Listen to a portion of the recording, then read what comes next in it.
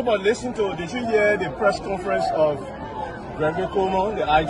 He did say that this is a highly political case, did he not? So you don't take the partisans' word for it, you take the IG's word for it. We elect on 85 irresponsible men what happened to our country.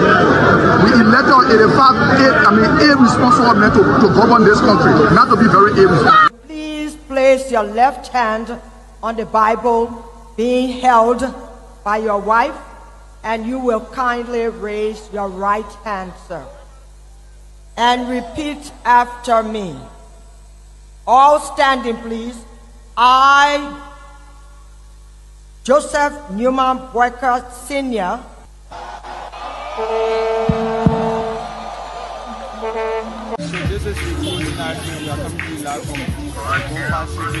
No secret now that your friend and former boss will be a candidate in 2029. With all of that you experience, all of that you know, and everything that you see unfolding in the country now, will you support him? Will you be part of the process? Will you give him the support? Do you think he can be a better president? So why you want to bring political Benin in it or not? Oh, but you political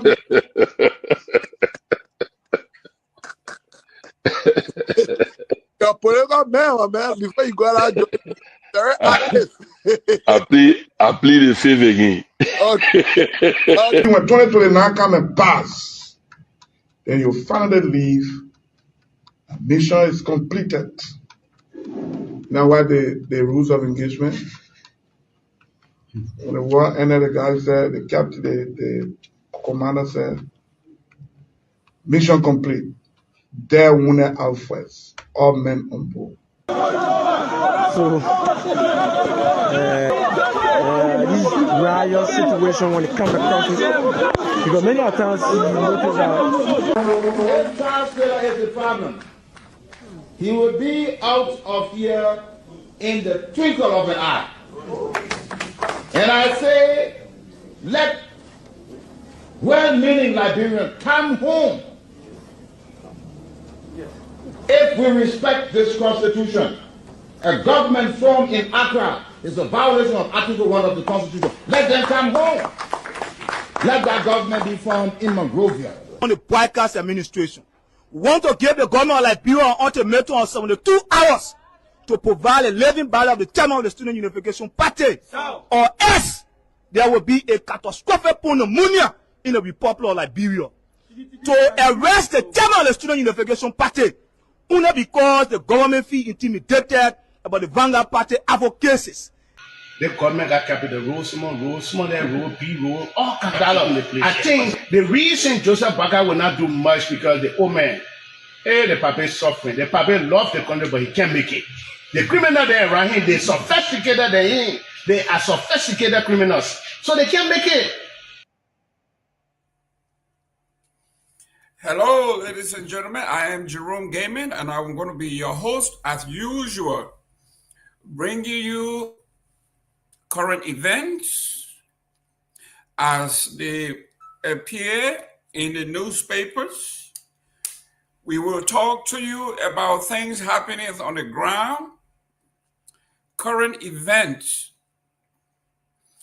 And once we have done with that, then we are going to turn to the second hour of our show, where we are going to be talking to Liberian professionals in the health field, where we are going to discuss women's health, specifically breast cancer.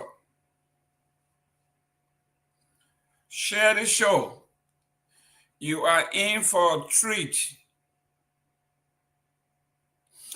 As we give this information to you, we said, if you follow some of the things these health professionals are going to say, it may save your life or that of someone you know or those of your loved ones and family members. We have been talking about patriotism and social contracts. We the closing argument do have a social contract with you, our audience, to bring you the news, the events as they happen.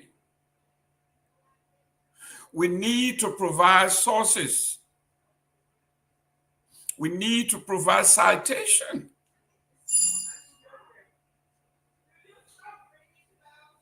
This is what sets us apart from everybody else.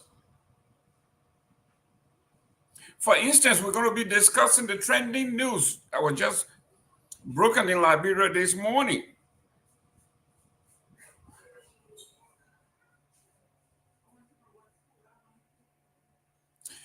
The former chief of protocol for the former president, President George Myean, Ms. Fina Bono, have been indicted, and a warrant for her arrest has been issued by Criminal Court C. We will delve into that. Also,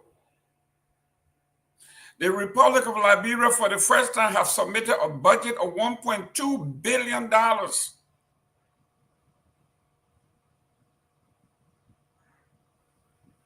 Is it realistic? Should we say kudos, or based on past performance, or shortfalls and recasts, should we say this is another propaganda? Some are hailing the president for at least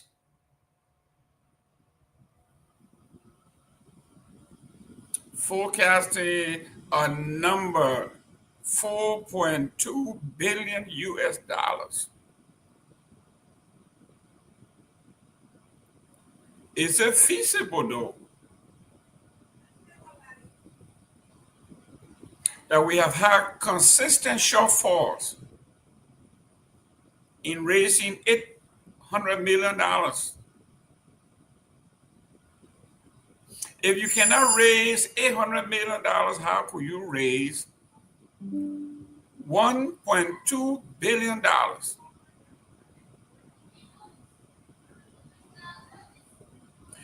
Well, the Unity Party government is going to tell you and say it is just a forecast.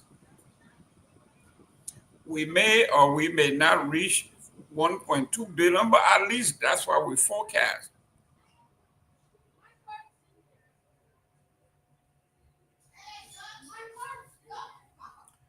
On the front page of the paper, we see sheer wickedness as 5 women are indicted in trafficking, human trafficking.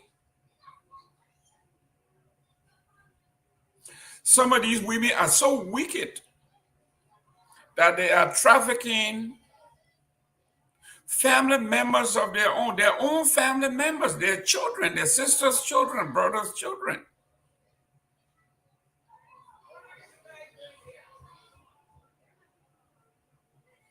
Do us a favor, share the show.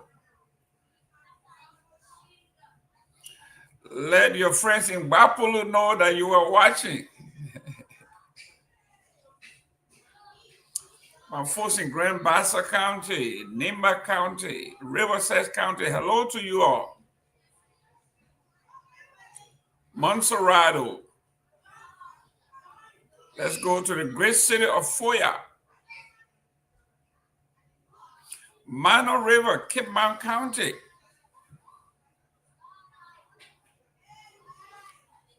Alumni Association of the Congo Public School.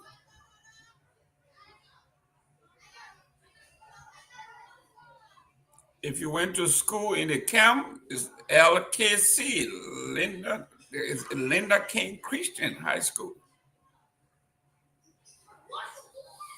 If you are in Kepamas, we'll say Kepamas High School. If you are in Sino High School. If you are in Bong or Nima, we say, is that Bofe High School?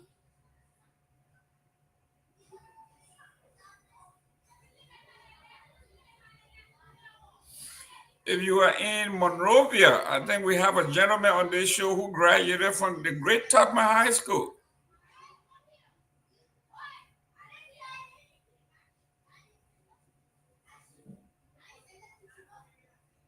I know we got folks here that always charming from LTI. I think that's the Lofa Teacher Training Institute. KRTTI, the Kakata Teacher Training Institute. If you are from Cathedral High School, we also know you. If you went to the former St. Patrick's High, we say kudos to you. CWA. The Monkeys from Monrovia College.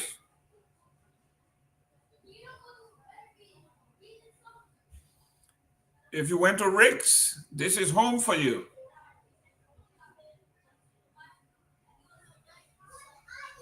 So here we are to start a discussion on issues in Liberia while you're driving home or at work, getting ready to come to the great show, the closing argument.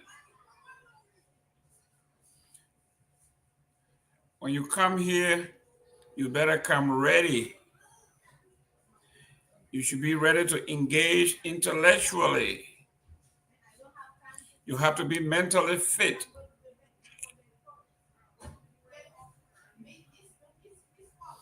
No gossips allowed, no mouth cussing allowed here.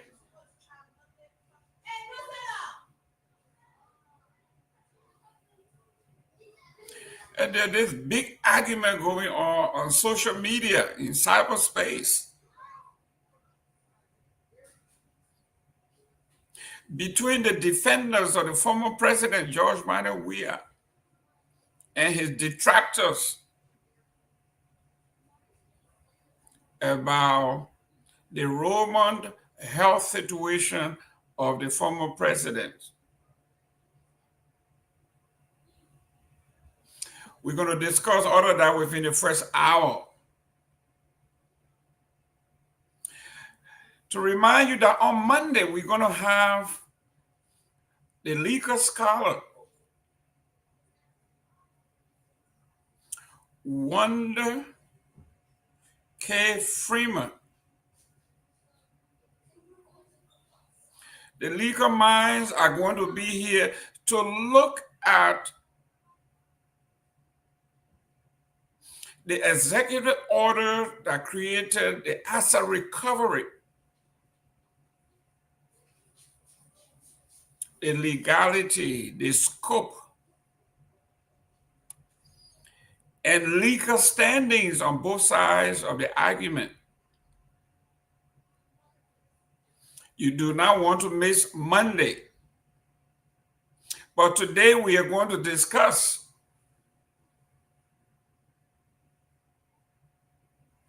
it's going to be a teaser, though. We are going to discuss the asset recovery team, what they have done,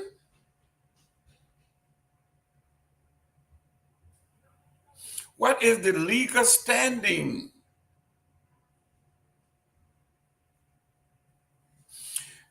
Today we saw the supporters of the previous government saying President Joseph Yuma Boyka left the country and visited several countries.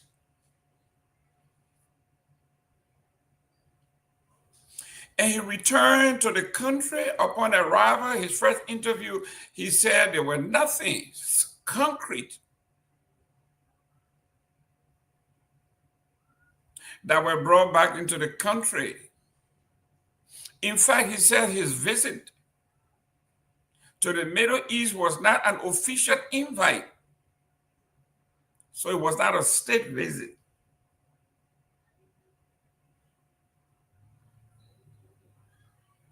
He said there were discussions on investment, job creation, but that's just investment. Those were just conversation. And he says they are back to do some groundwork, whatever that means. So the critics are saying the president came back into the country with an empty hand, and this asset recovery thing, boom, is a distraction.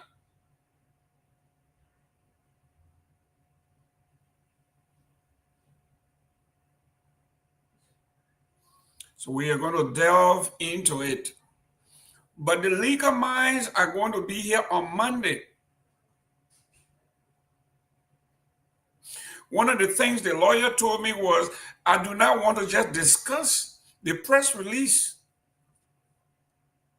I do not just want to discuss the articles in the newspaper. I need a copy of the actual court indictment.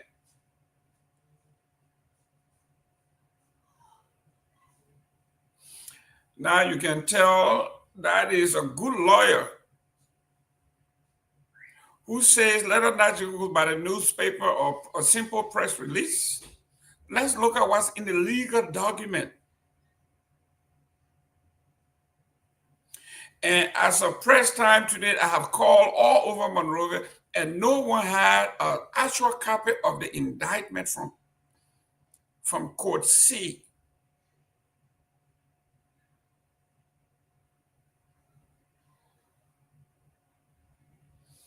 Our journalists, our newscasters are all over the place trying to get a copy of the indictment and the warrant of arrest and warrant of seizure.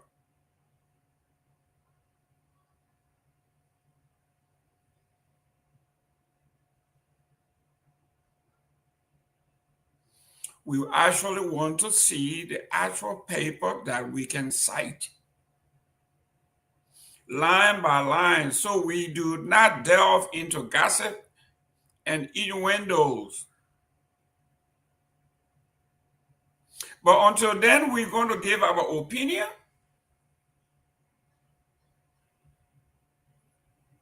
One particular opinion someone just texted me is,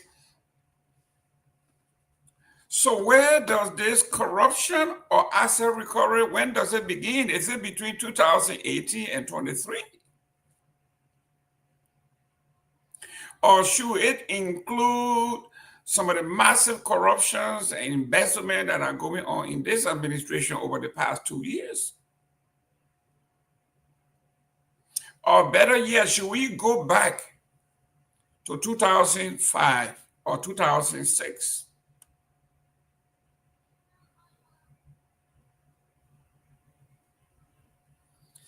So the debate is heating up.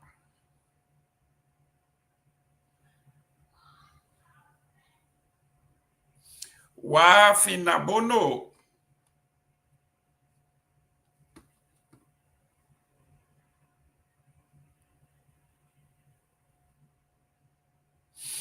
We heard at the beginning of President Weah's term that there was $16 billion that was stolen.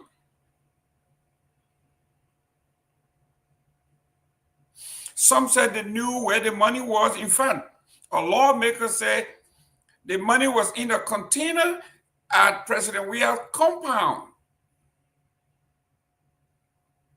16 billion US dollars, or Liberian dollar, whatever that was.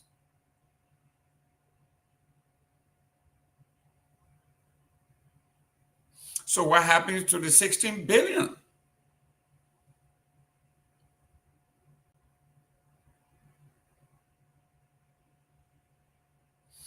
What happened to the 3 missing boys?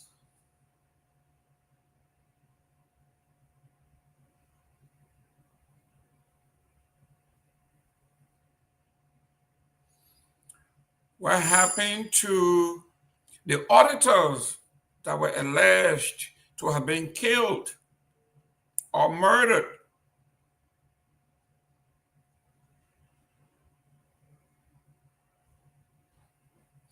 What happened to the $3 million the Chinese man is accusing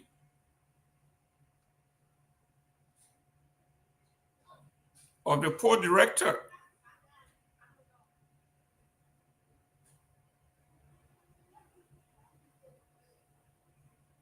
What happened to the supposed $10 million estate being built in Foya?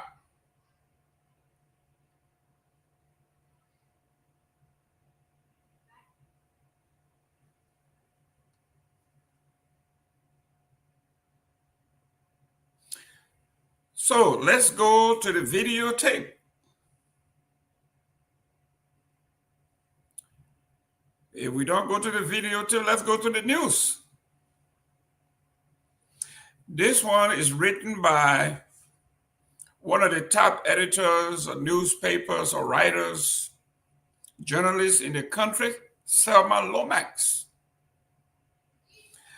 Liberia records over 2,400 suspected of mpox cases as health ministry launches new vaccination and response drive.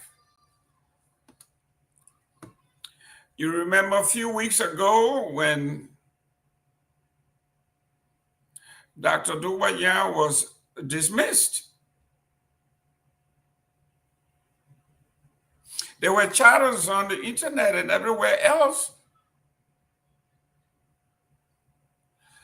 that Dr. Myean had refuted the idea that there were mpox in Liberia to the point where he was not willing to call the international community's attention, because in the past that was a great money-making stuff.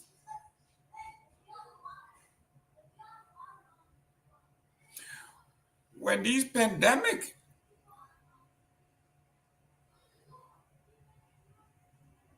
occur, there's a lot of money for the World Health Organization, for the UN, you name it.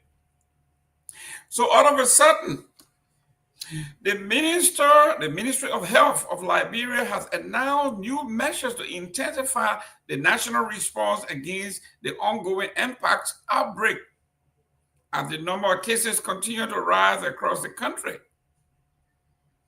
In its latest situation update released November 7, 2025, and signed by Chief Medical Officer Dr. Catherine Cooper, the ministry reported that the virus remained active in several counties despite significant progress in surveillance, case management, and community recovery. According to the statement, Liberia has recorded a total of 2,447 suspected mpox cases since the outbreak began in September 2024. Of these, 2,309 samples have been tested, 1,308 have been confirmed positive, representing a cumulative positive rate of 56.6%. The ministry disclosed that cases have been detected in 65 out of the country's 98 health districts, showing widespread community transmission across all 15 counties. The latest figures also show that 148 active cases are currently under monitoring and receiving treatment in infectious disease hospitals, isolation centers, and home-based care facilities. Montserrat County remains the epicenter of the outbreak, accounting for 57% of all active cases, particularly in the Bush Road, Commonwealth, Central Monrovia, and Somalia Drive areas.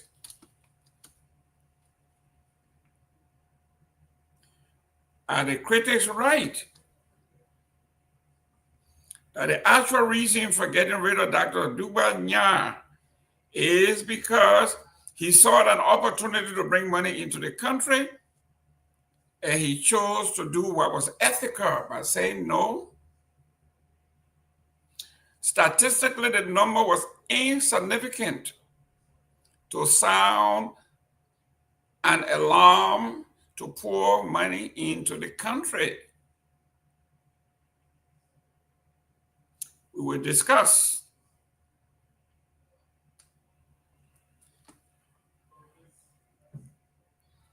This particular case has been reported. It is so important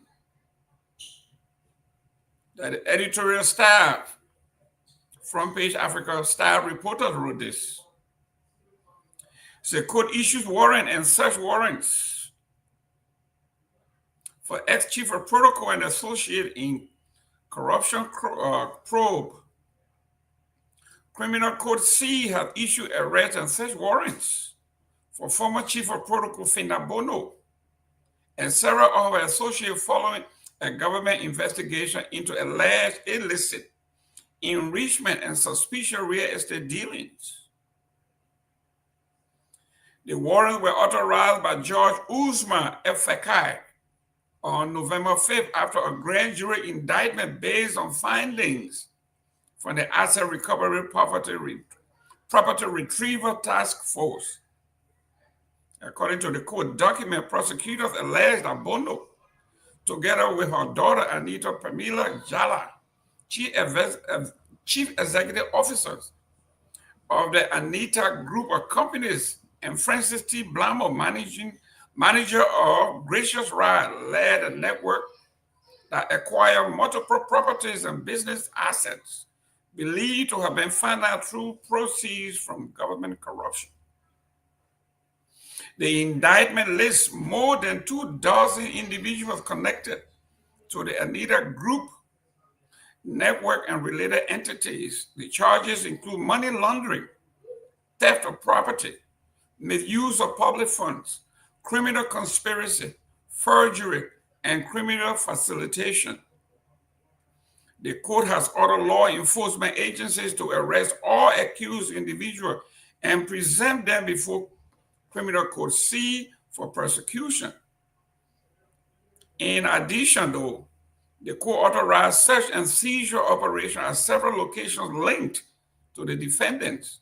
These include Kehleboe's property in Christopolis, Brewerville, and Rehab Pineville, buildings associated with Francis Blamo in Marshall and Zuba Town, and a resident connected to Deputy Minister for Administration Thelma E. Duncan Sawyer in Caldwell. The warrant also permits the inspection and confiscation of additional residential and commercial properties in Monrovia and the surrounding areas. Investigators continue tracing sources of alleged illicit assets. Law enforcement officers began executing the order early Friday morning. Thelma E. Duncan Sawyer, G. Edmund Pompon Jr., and Said Johnson were arrested and placed in custody at the Monrovia Central Prison. They will remain detained until the court determines their eligibility for bail. Other suspects named in the indictment remain at large as police intensify efforts to locate and apprehend them. The Asset Recovery and Property Retrieval Task Force stated that the investigation seeks to identify, recover, and return public assets allegedly acquired unlawfully during Bono's tenure in government. The court's action represents one of the most significant steps in the current administration's anti-corruption campaign, signaling a renewed effort to hold former officials and associates accountable for alleged financial misconduct. In a related development, Mr. G. Edmund Pompon Jr., policy analyst to Commerce Minister Magdalene Ellen Ducaset, was among those arrested by the Asset Recovery Team on allegations of corruption. Reports earlier this year alleged that Pompon acted as an intermediary for Minister Ducaset in dealing with business partners to solicit kickbacks. Sources also indicated that Pompon previously held a similar role under former Commerce Minister Mawani Diggs, where he faced similar allegations of corrupt practices. The minister couldn't be reached for comment as her phone rang unanswered. This is Front Page Africa reporting.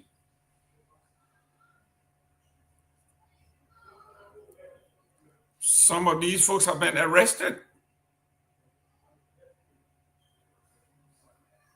Some are at large.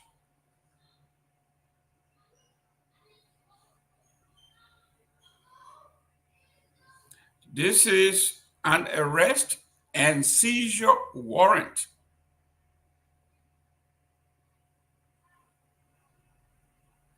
This is a story that requires legal minds to delve into the details. What is the responsibility of the asset recovery team, and what is the scope?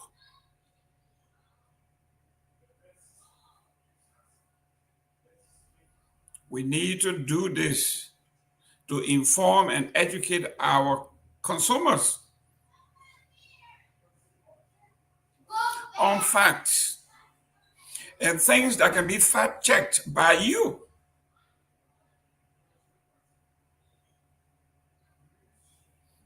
If it cannot be fact-checked, it is not credible. It is mere gossip. And because we are beholden to our interpreter to tell the truth and finders of facts, we have to present to you the evidence that can be cited. And when our panelists come on and they begin to give their opinion, then there is a disclaimer that opinions expressed on this platform from our panelists and our guests are the opinions of their own and does not officially represent the position of the closing argument. So if anyone comes here as a guest or panelist, his or her opinion is that of her own. That's why we are bringing a legal mind on here on Monday.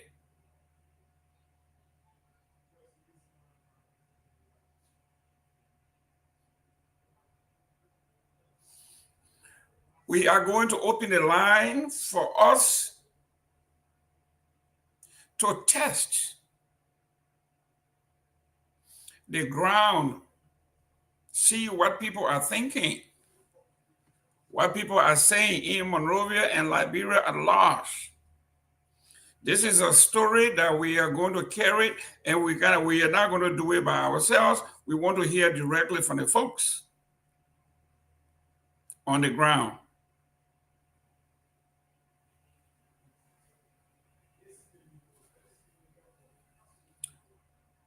We want to hear from our folks, not just the talking heads. I want to talk because they want to get viewers or people to just tune in. Also breaking in the Republic of Liberia, 5 women indicted on trafficking case involving their own relatives and children.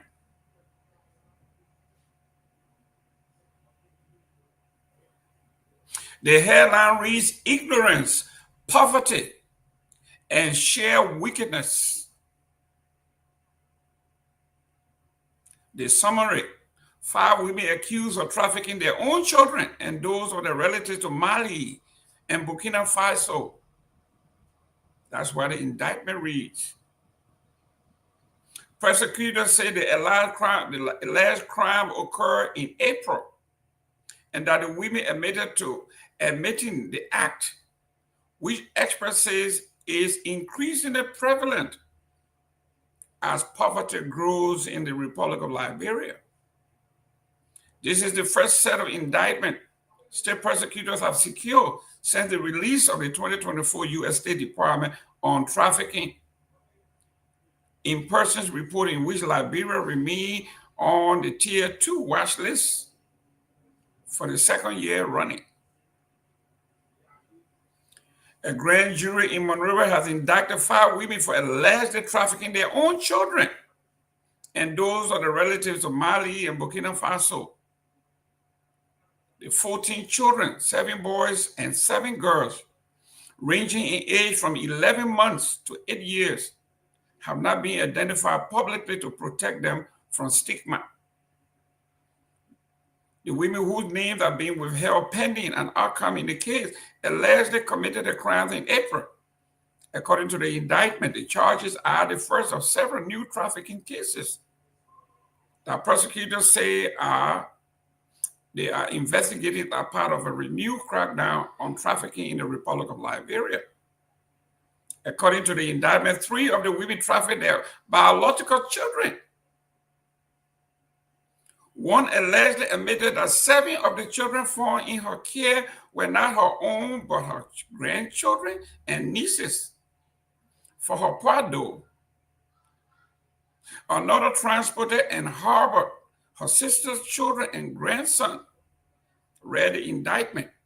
One defendant told investigators she had transported 3 children given to her by another woman. The indictment said all 5 women admitted to the charge of trafficking in persons. The indictment revealed that the women had originally received 50,000 Liberian dollars, which is merely $250, for resettlement from an unnamed organization through the Ministry of Gender, Children and Social Protection when they were part of a resettlement program. They were arrested by Liberian authorities after attempting to re-traffic the children, this time to Burkina Faso, for the purpose of exploiting them to receive an international organization for migration package. According to the prosecutors, the women were apprehended by the Liberian Immigration Services at the Red Light Market, Liberia's largest commercial hub, and later turned over to the Liberian National Police. The indictment said the accused engaged in deception by falsifying birth records, altering the children's names to convince and mislead and misinform immigration officers. The government said their action, though, the women have put the children's lives at risk, noting that Burkina Faso remained volatile due to political and security unrest. The government said it had moved the children to a safe home. Human trafficking is widespread in Liberia. Experts say at a parent trafficking, their own children or relatives' children come up, but are not reported. The latest indictment at the first Liberian have taken since the release of the 2024 United States report, which surprised many experts by again placing Liberia on tier 2 on the watch list for the second year running, 2024 and 2025. After a dramatic drop in funding, prosecution in 2023 and 2023, experts had expected the country to fall further in the rankings. The pressure will now be on the Joseph Boakai administration to act on the issue. Any country that spends more than 2 years on the watch list is at risk of a cut in funding from the United States. That threat may have less impact this year after 90% of U.S. funding was cut by the new Trump administration. And Dopoh Satya, the former head of the Anti-Trafficking Secretariat at the Labor Ministry, praised the government's action in a front-page Africa News Narrative interview, but said it needs a better and workable strategy to properly tackle the scourge.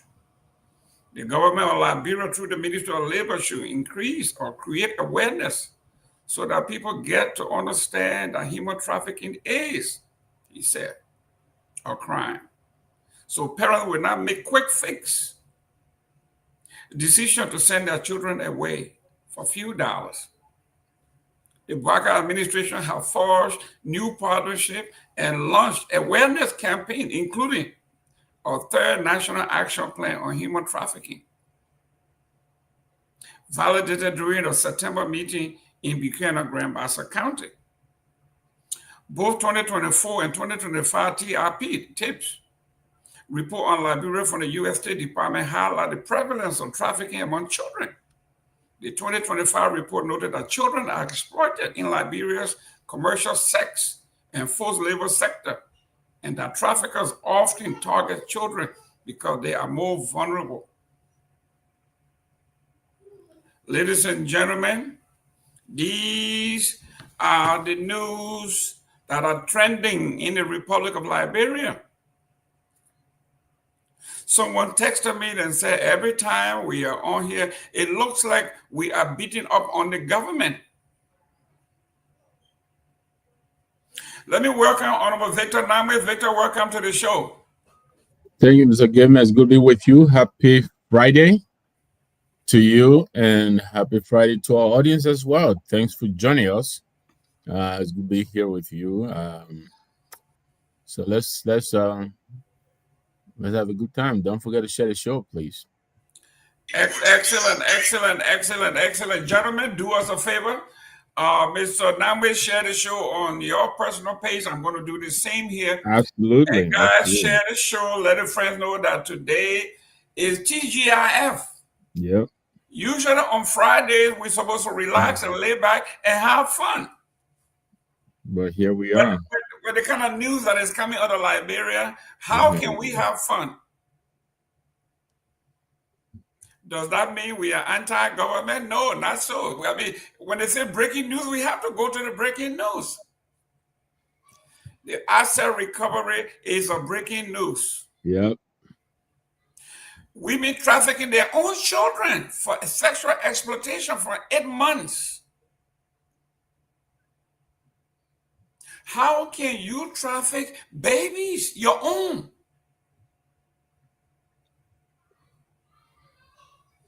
The research shows that any normal person will never do what is happening.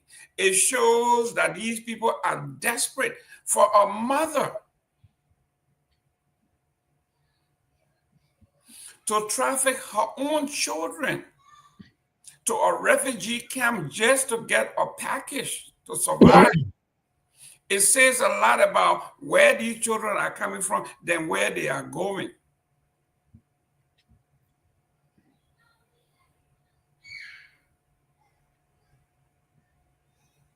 The country is desperate.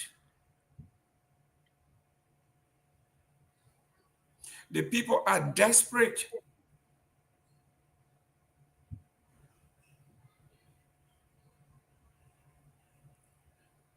So much so that the parents are willing.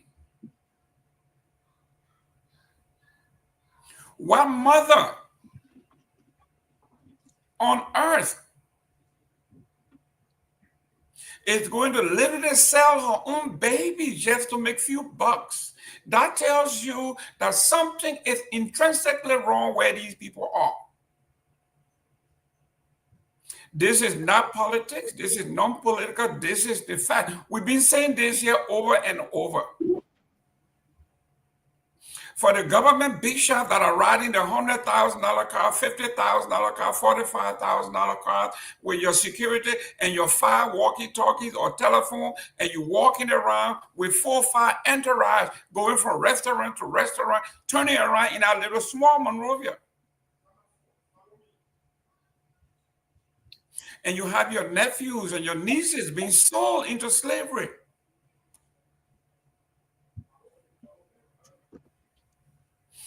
If I was a lawyer, I would plead destitution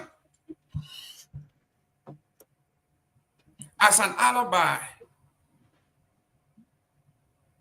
I would go to court and say, ladies and gentlemen, it is impossible for the mother who gave birth to sell her own children for a few dollars. I am doing this because I am desperate.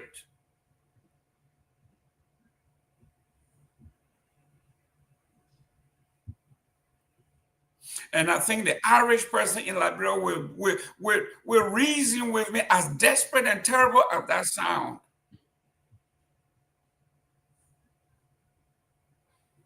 When a mother hears her child cries at night, she wakes up under no circumstance where she ignores that child. It hurts. For the mother to be willing to give her child to someone else in a different country, to be placed in a refugee camp to collect money to survive, is desperate. It says more about who we are. Let me welcome Johnny, our sociologist and researcher here. He is quite a sociologist and an anthropologist. He goes everywhere he may walk. He goes everywhere, he sleeps everywhere, he eats everywhere, and drinks the dirty water that everybody else drinks. because he's a finder of facts. He wants to know what is going on. And if you are a government official, you should be calling this guy and feeling the pulse of the nation. Talk to Johnny. What are the people feeling? What are they saying? What is happening? What's going on out there, outside of Monrovia?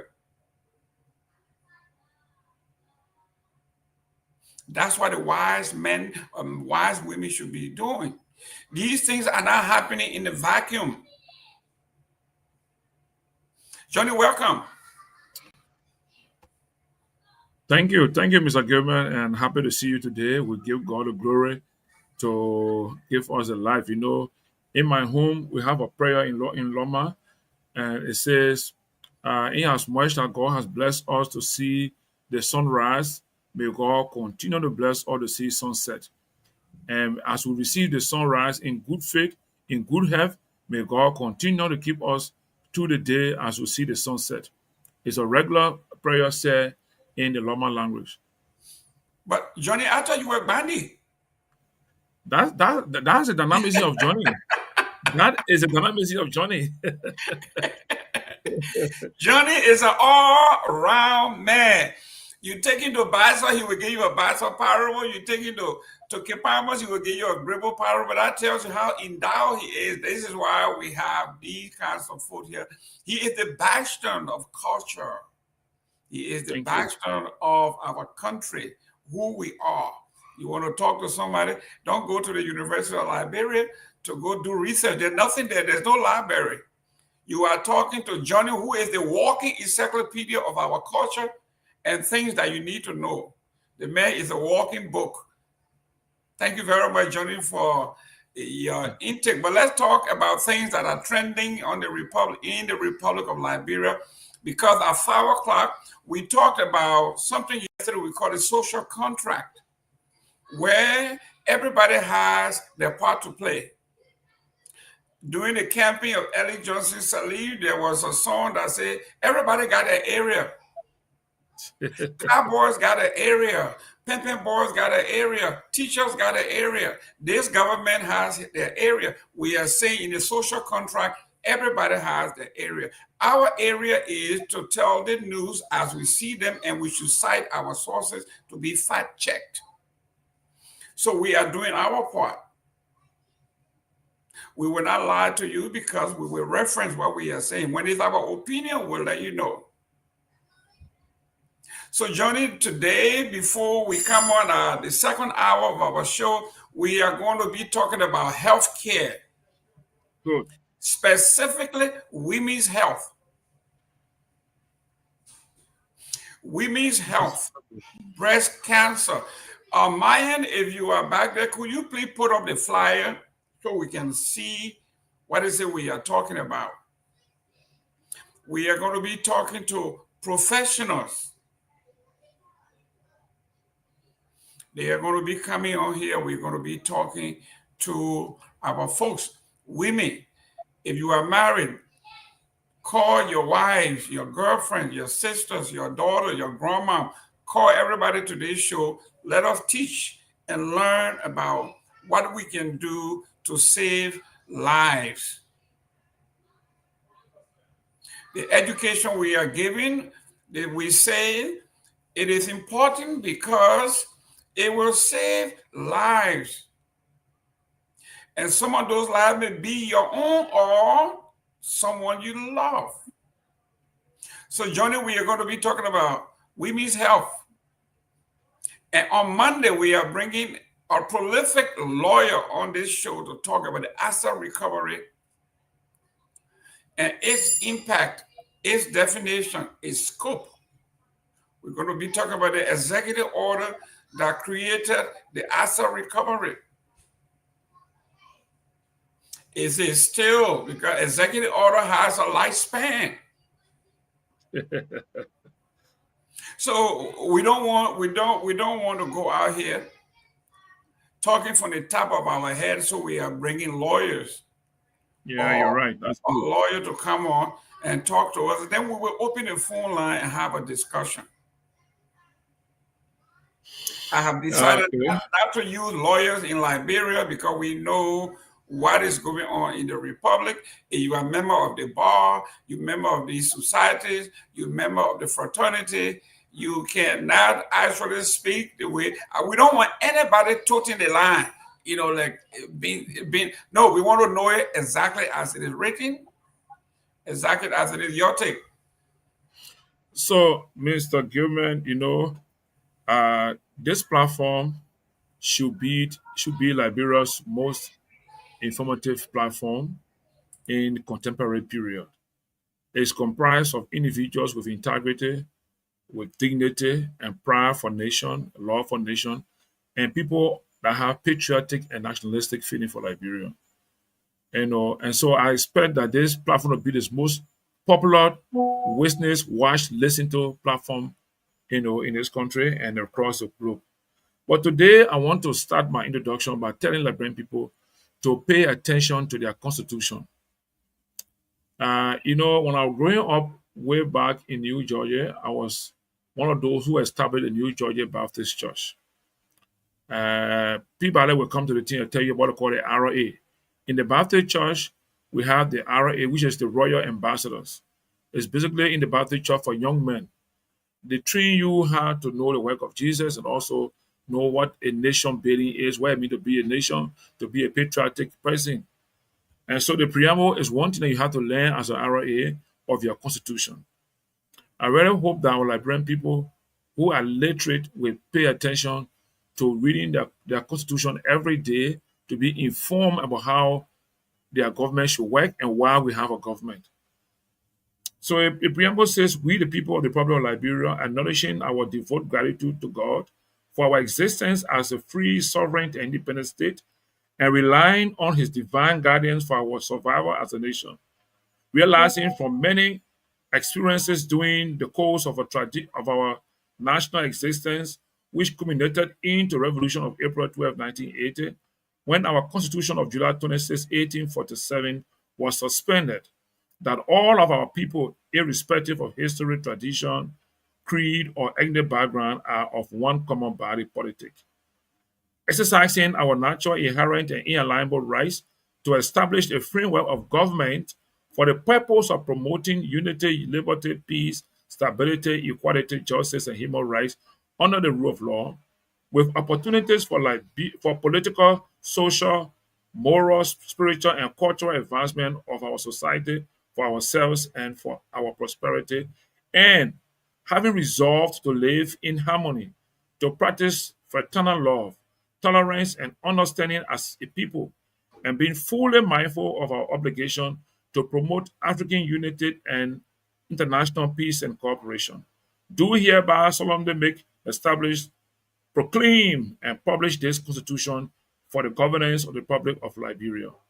This is the preamble, this is the introductory statement to our Constitution that guides us, that provides the framework of our government. And one area today I'll talk more about as we discuss on all topics it will be linked to is chapter 2 that talks about governance. It's a general principles of national policy. And under there we have Article 5, Article 4, 5 up to Article 10. But this is just to summarize a little bit and talk. This Constitution provides why we should have a government, and it gives background to the social contract theory that we've been discussing on this platform for the last few days. The people have the obligation, and the government has its obligation.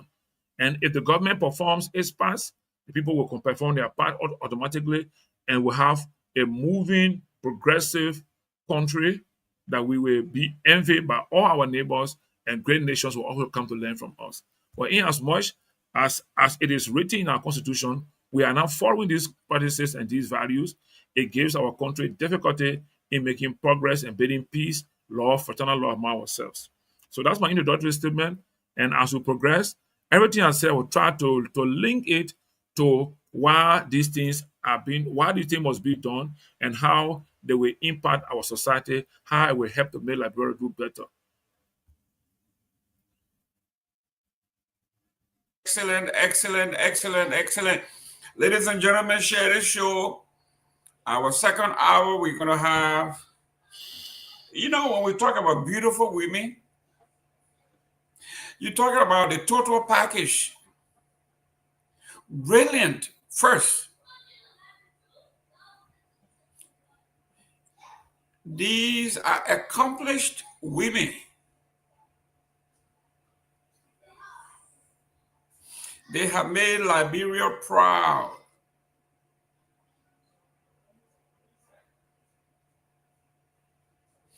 And today they will be coming back here to give back to the nation free of charge. We will be talking about women's health. And for those of you who have no interest or don't know what women's health is all about, we are going to be talking. So in the meantime, we are asking you to share the show, get in the comment section, let's talk about this. Don't go out there and your sister's chest is hurting and her back is hurting, her stomach is hurting, and she dies, and you say somebody gave her #1 and she died. No, you are a liar. Because you do not have the insight, the intellect, and the know-how. And we can't blame you because we didn't give you the information, we didn't give you the public awareness.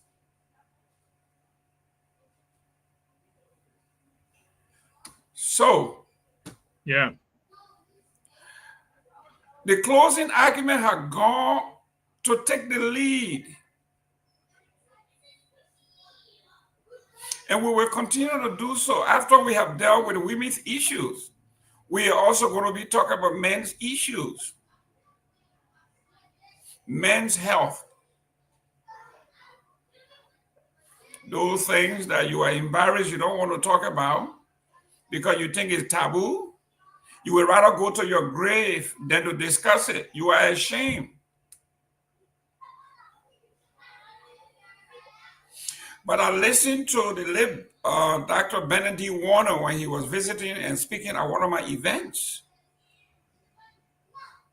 He said light and darkness cannot coexist. Wherever the light shines, darkness fades. So TCA is the light.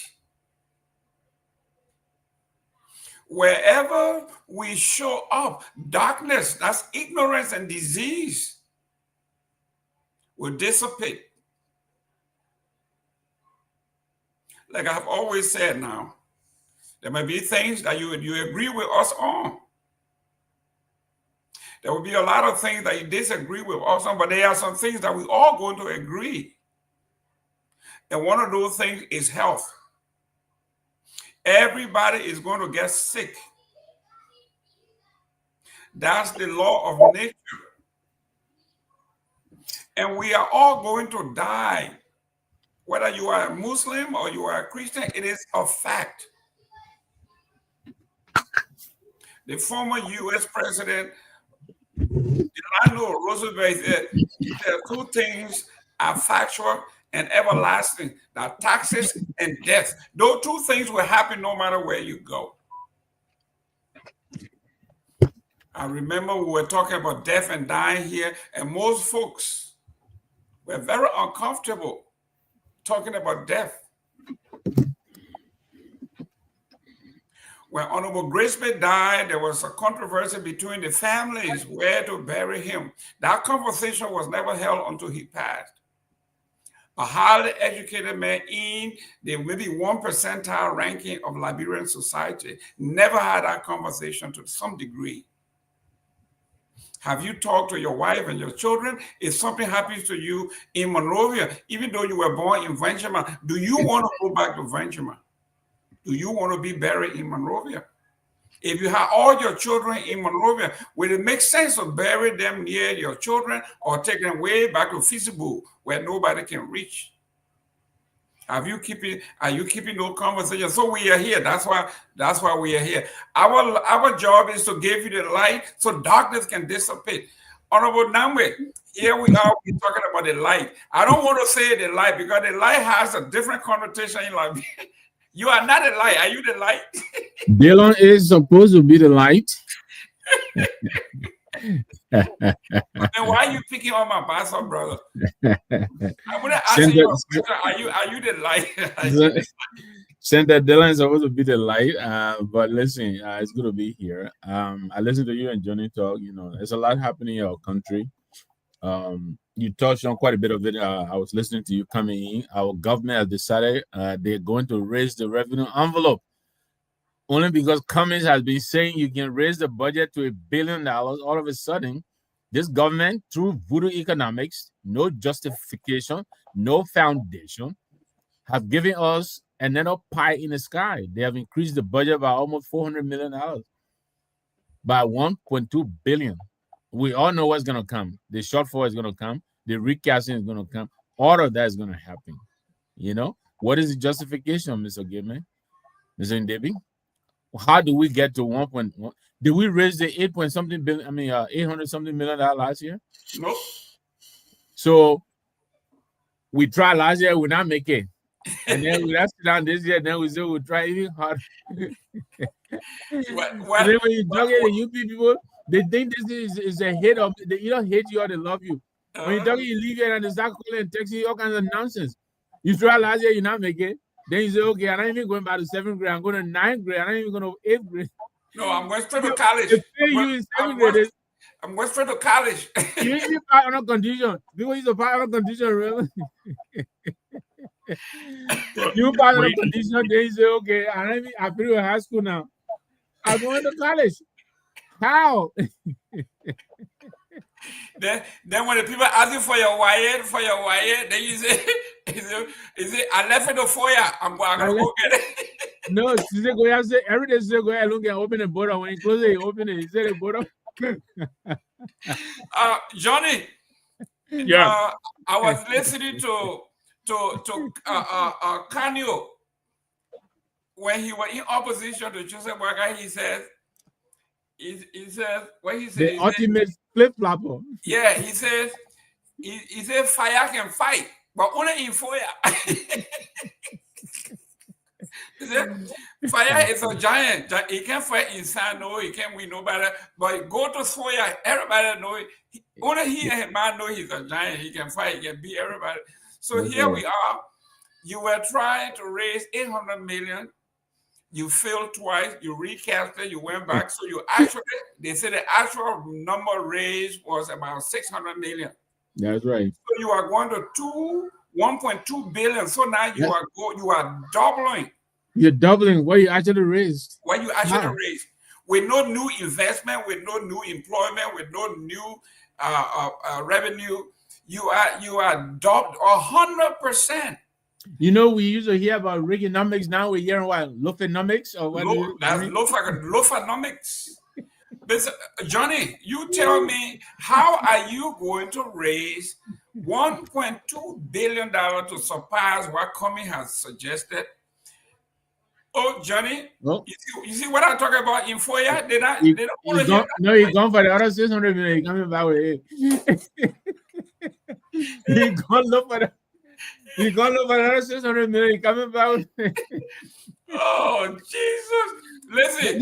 These people are funny. You know, look, it would be funny if this is not life and death. The people who are actually hurting and dying from this foolishness that these people are doing, you know, they're playing around. They think this thing is a joke. They think it is a joke. What is the justification for 1.2 billion? Why? What is the justification? So that's that. When Johnny comes out, you were talking, but I think you wanted to go. I wanted to say something about. Go ahead. About the $8 billion that this man read at the United Nations, right? Right. The president said he has committed $8 billion to women's health over the next 5 years. Your budget is 600 million. How do you commit $8 billion? How do you do that? How in the world? But you can leave that to Lofanomics. Sisi Goya, I heard that you teach math. Right. Is that a faucet map according to George Bush? Is it No. Your The map is American people they compare him to take all his flop, they take him to take all his nuts and leave it at the door. When he comes out, then he do it like the thing when he can't get done bring a labyrinth, teach a real map. I hope you listening. Then he leave the children there and he go dance. They go dance.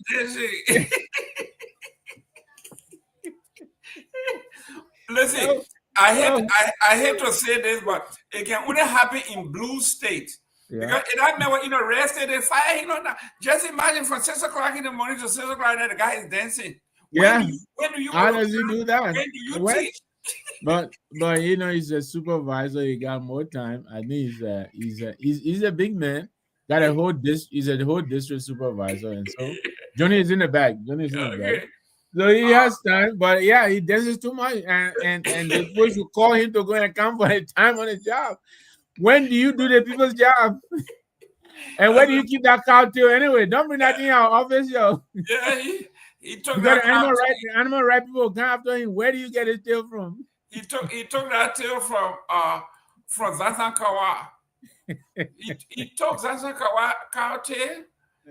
And he brought it over here, and now the man is sick.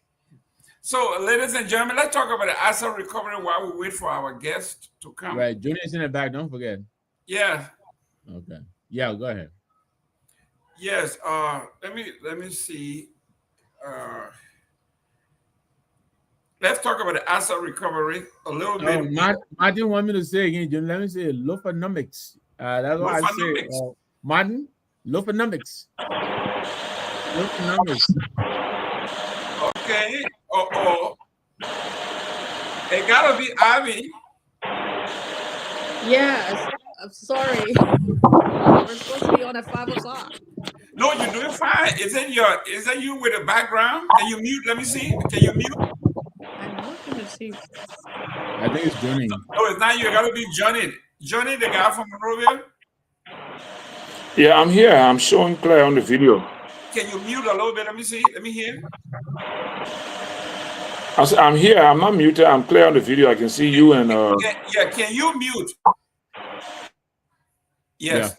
So it is your set that is making the noise. There's a lot of grounding going on. So you can mute until it's time for you to talk. Or you can go back, or you can go back again, come back in. Mr. Torgbean, welcome. Let me welcome Tabi. Tabi, welcome. Abby Tyler. I combine both of your name and call you Tabi. Abby, hello, welcome.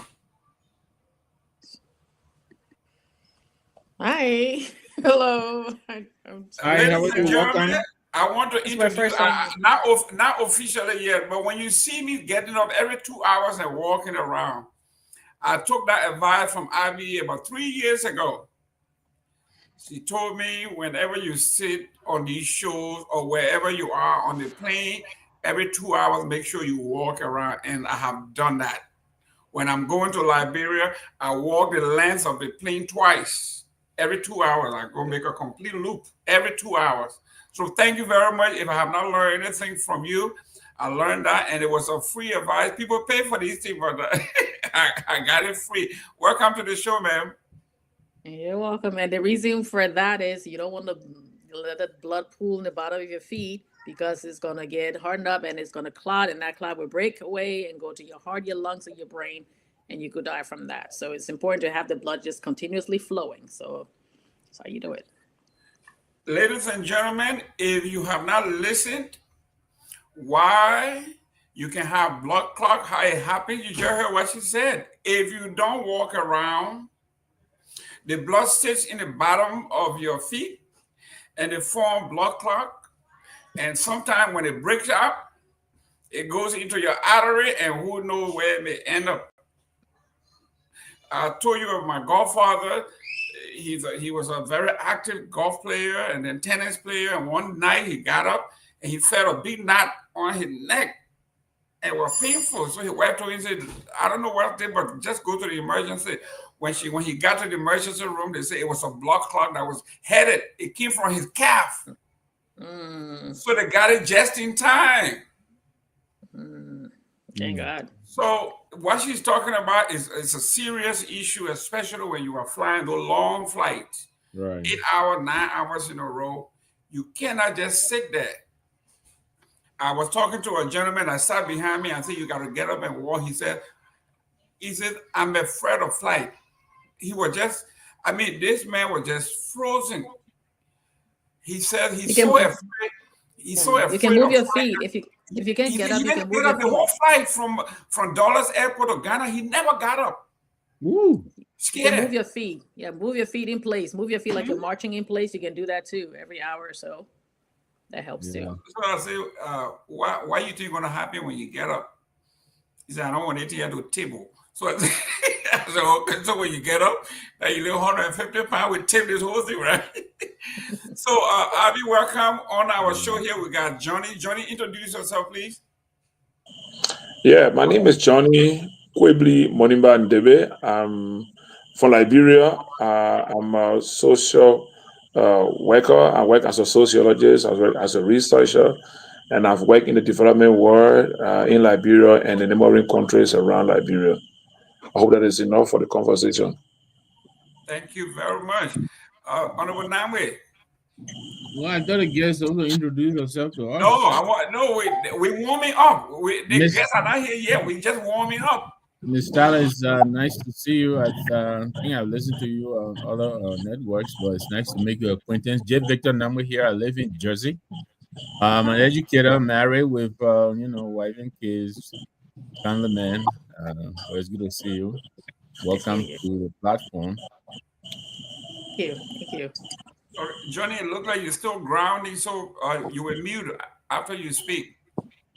No, but I'm quiet now. No sound around me. No, but we hearing. We're hearing something in the background. Can you mute and see if it's you? You will not know. I don't think you can hear it. There you go. Once you mute, when you mute, you're all right. Yeah. So today we have a great show. We have several top-level healthcare providers that will be here to talk to us about issues, especially affecting women's health, particularly breast cancer. Okay. And everything else that goes along with that. We have assembled some of the best minds in women's health and health in general. Abby Tyler is one of those who is a provider, and I like the Healthy Living page that she has. She has her own podcast, and she does a lot in the community. I follow her.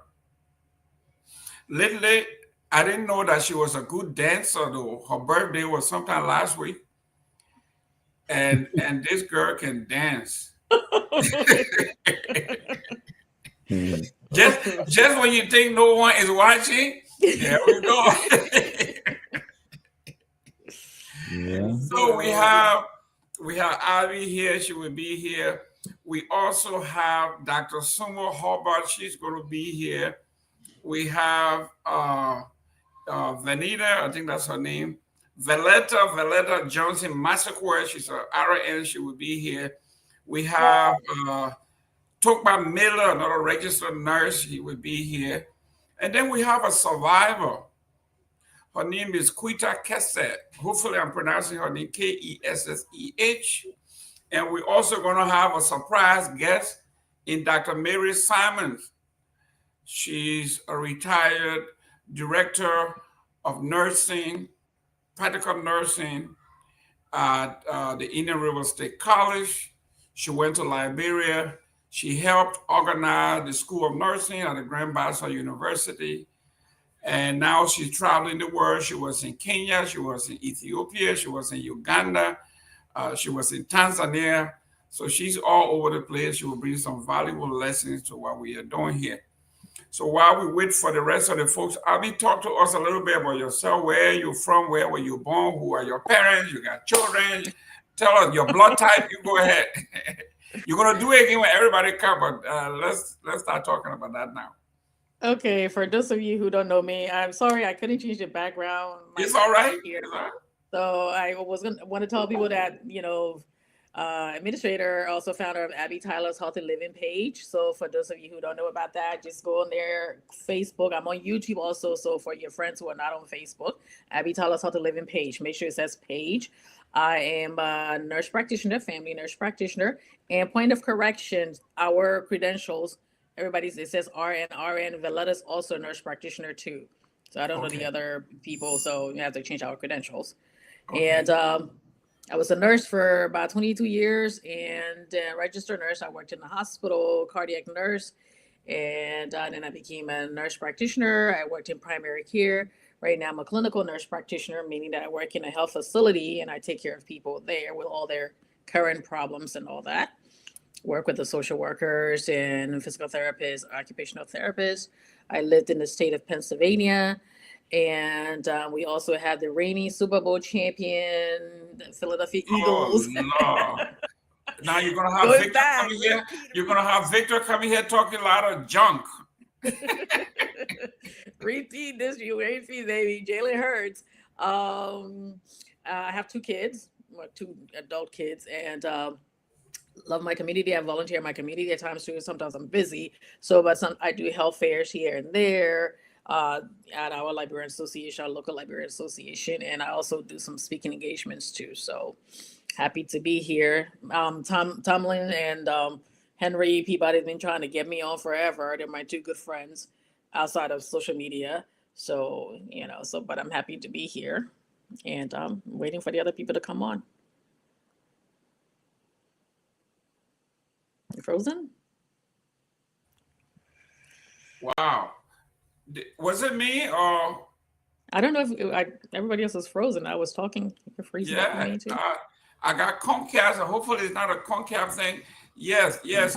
We appreciate Johnny. We have.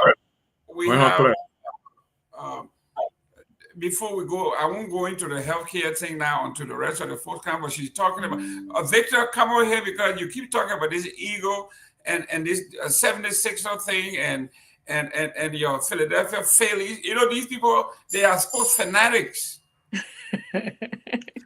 But when you come down south, when you come to the real America, when we talk about the Miami Dolphins, we talk about Miami Heat, we talk about these things, you don't see them because 6 months out of the year, it is so cold where they are that they go into hibernation. You don't see them. They hide under their coats.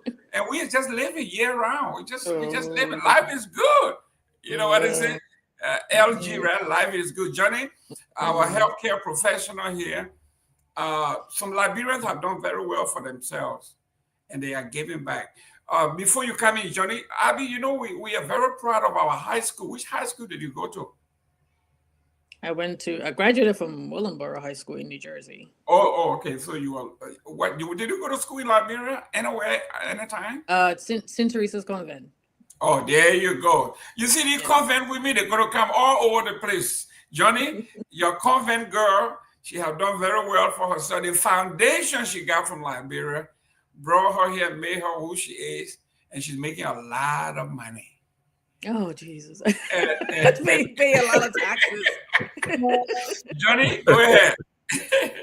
Yeah, so, thank you, Abby. You are an example of what a woman can do, once they have the opportunity to have the space to, explore their dream. It's always possible. I'm one person, I have a lot of passion for women. That's why, my girl, my daughter, myself, we are like, good friends. So I'm always pushing her to do the best. Right now, she's doing her graduate studies in Rwanda in the environmental law. And she's looking for another way. She's trying to go out again to do another master's. We spoke today. She said, Daddy, can you find the money? I said, I will find it. I will go look for it and make the fund for you. She spoke, I want you to succeed and be a successful woman in the world. So, I'm so happy to see women like this doing so well. I know there are a lot of women in the world that are making frantic effort under difficult circumstances to achieve their dream in life. So, Abby, you are not done best. You still need to do more. You have a lot to do.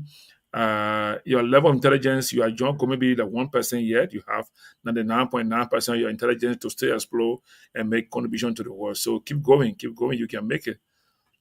Thank you. Mm-hmm. Good luck to your daughter. Yeah, good. She can't make it. She has made it. What else can she do? She can do more. She can do more. She's an example of more women. And I hope you can try to get in contact with some young women in Liberia.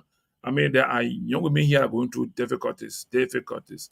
And especially women, in fact, everywhere, even those in Monrovia have difficulties, and those in the rural communities, the villages have more difficulties.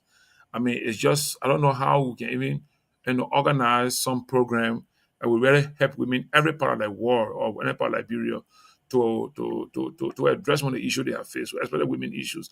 I mean, I work with one retired American health worker during the Ebola period. We worked both together all the way there in Bapodu in Belefasama. And I went to interview a female, I mean, not to interview a traditional birth attendant, and this old lady explained her situation, the what she's going through to help her fellow women to come to give delivery. You imagine somebody is in like 6 months, they have to walk 9 hours to come to the health facility. You understand that? You in your 6 months, you have to walk 9 hours.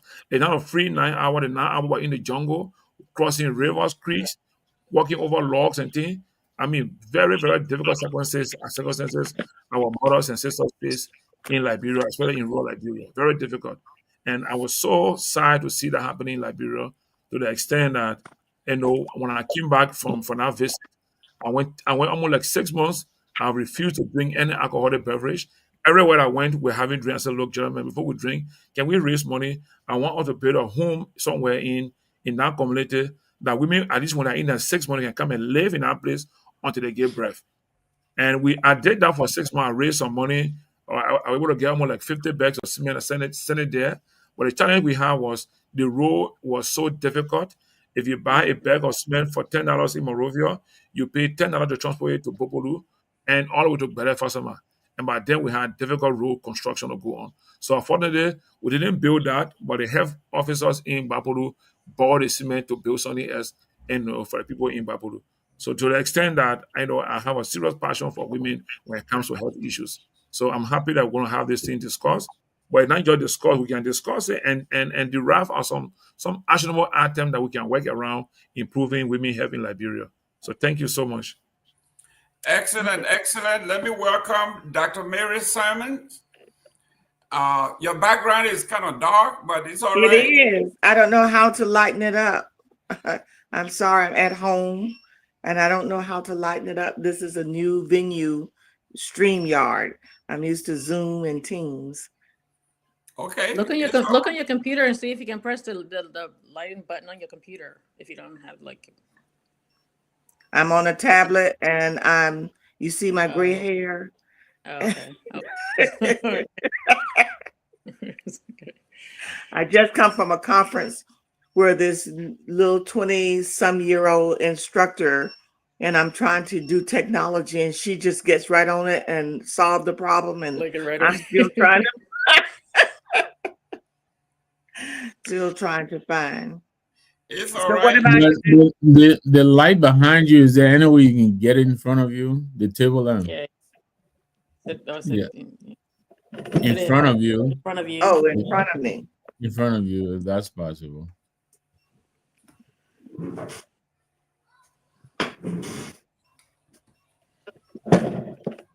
There you go. There you go. Put your camera down. There you go. Now, if you just, there you go. There you go. Move the light back a little bit. I think you moved it too far. Move the light back a little bit. Closer to you, so there you go. Now the light is overhead. Okay, there you go. There you go now. Right. That's looking good. Looking good. Okay. Dr. Simons, could you please introduce yourself real quick? Thank you very much for asking me to be on the panel today. I am I'm an RN, and I've been in nursing for 57 years. I did 20 years in acute care here in Fort Pierce, and then I did 27 years at the college teaching in the LPN program. I came to Liberia and taught for 8 weeks in a program there. I also am now doing community nursing, our community, sitting on at the table to talk about community health assessment and community health improvement plans, and looking at the different things that occur in our local, state, and national problems. I don't know what else other than preaching, let me tell you. and Preaching and praying. Did you chair? Did you chair a department? I was chair there for 15 of the 27 years. There you go.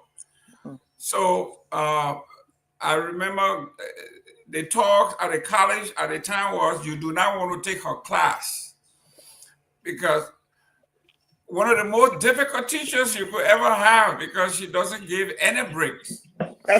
And I went to Liberia, and when she helped establish the nursing program there, when I got there, the folks were complaining.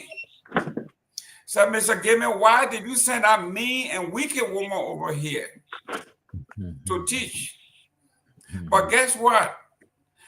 After she left, the entire class went and sat for the board exam in Liberia, and they came out 25 for 25. Oh, wow. And they called me back and said, go call that woman to come back. Tell her to come back. Tell her to come back. Tell her to come back, because this is what we need in Liberia, where people don't cut corners. If you are here to learn, you're here to learn. Their complaint was, she doesn't give us lunch long enough. She doesn't give us break. We just go there from 8 o'clock in the morning until 3 or 4, whatever the time is. And this woman doesn't give you no break, very little breaks here and there. We just work all day. But that's why you are in school, right? To learn. So, Mary Sermons, while you are alive, we got to give you your flowers. You did an excellent job. I don't know whether they have ever replicated that result, 25 for 25 at the nursing board exam. So, Johnny, this is what we are talking about. We are capable. We just need to be challenged. We have to be honest, consistent, and fair. That's what we don't have in Liberia. And this is what the Tylers of the world, Abby Tylers of the world, the Mary Sermons of the world, the Nagbes of the world, when they come over here, they excel, because they are only numbers. Their name doesn't count. You have to do the work. Mr. Nagbe, these are your folks, and this is your sister that went to Liberia and did well for us there. Yes, Ms. Simmons, welcome. Ms. Tyler, welcome again. And let me thank you all for all you do, especially Ms. Simmons, taking your time and going to Liberia to help out. Much appreciated. Thank you also, and welcome to the show. Did you say you've been teaching for 57 years? No, I taught for 27 years. I've been nursing for 57. You did nursing for 50. I thought that's what I heard. Yeah.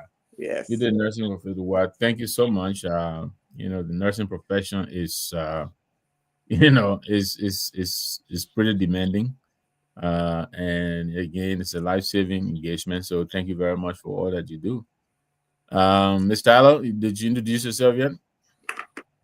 Now, officially, officially, you can go ahead and do it, because we were freezing when you were talking. Okay. Tyler, go ahead. I think she's frozen. Okay. Can you hear me? Okay. Once again, my name is Abigail Tyler. I am a nurse practitioner, family nurse practitioner. I was a nurse for about 22 years, a cardiac nurse, and also worked in long-term care and agency, and now work as a nurse practitioner. I worked in primary care before, is when you go to the clinic and see the doctor there. Now I work as a hospitalist, which is like clinical nurse practitioner in a nursing facility. I take care of the people there for their current illnesses. Also, and talking about education, I'm certified RN preceptor, so I taught dozens and dozens of new nurses when they came on. And also, I a preceptor as a nurse practitioner too. So I just had a nurse practitioner student that was still in school, and I had to be her preceptor while she was in school. So I have that teaching background too. I'm not a teacher, but I have that teaching background too. That's why when I do my show, I'm also Abby Tyler's Healthy Living page on Facebook here for those of you who don't know me, and also it's on YouTube. So for your friends and family who are not on Facebook, just go on there, like and follow. I come on Tuesdays at 7 p.m. I do long-term lung show, like about 15 to 20 minutes, sometimes 30 minutes, depending on the show. And I do Abby's Daily Dose, like a 90-second show, 90-second video during the week and all that too. So I'm happy to be here. Thanks for having me. This is my first time here. Like I said, Tomalin and Henry been trying to get me on. So Talvina asked me if I can come on today. So I'm on, and thanks for having me. So the guy's been trying to get you here forever, and you snub them, but when Talvina call you, you show up. You see how they treat us, Johnny? You see how the people treat us? No respect. They understand, they're my friends. They understand. Well, because I told them they never got it arranged the way, So I said, when Talvina asked me, I said, fine, I'll come on. Great. Well, ladies and gentlemen, we are trying to we're coordinating the schedule. We got some folks coming from Central Time.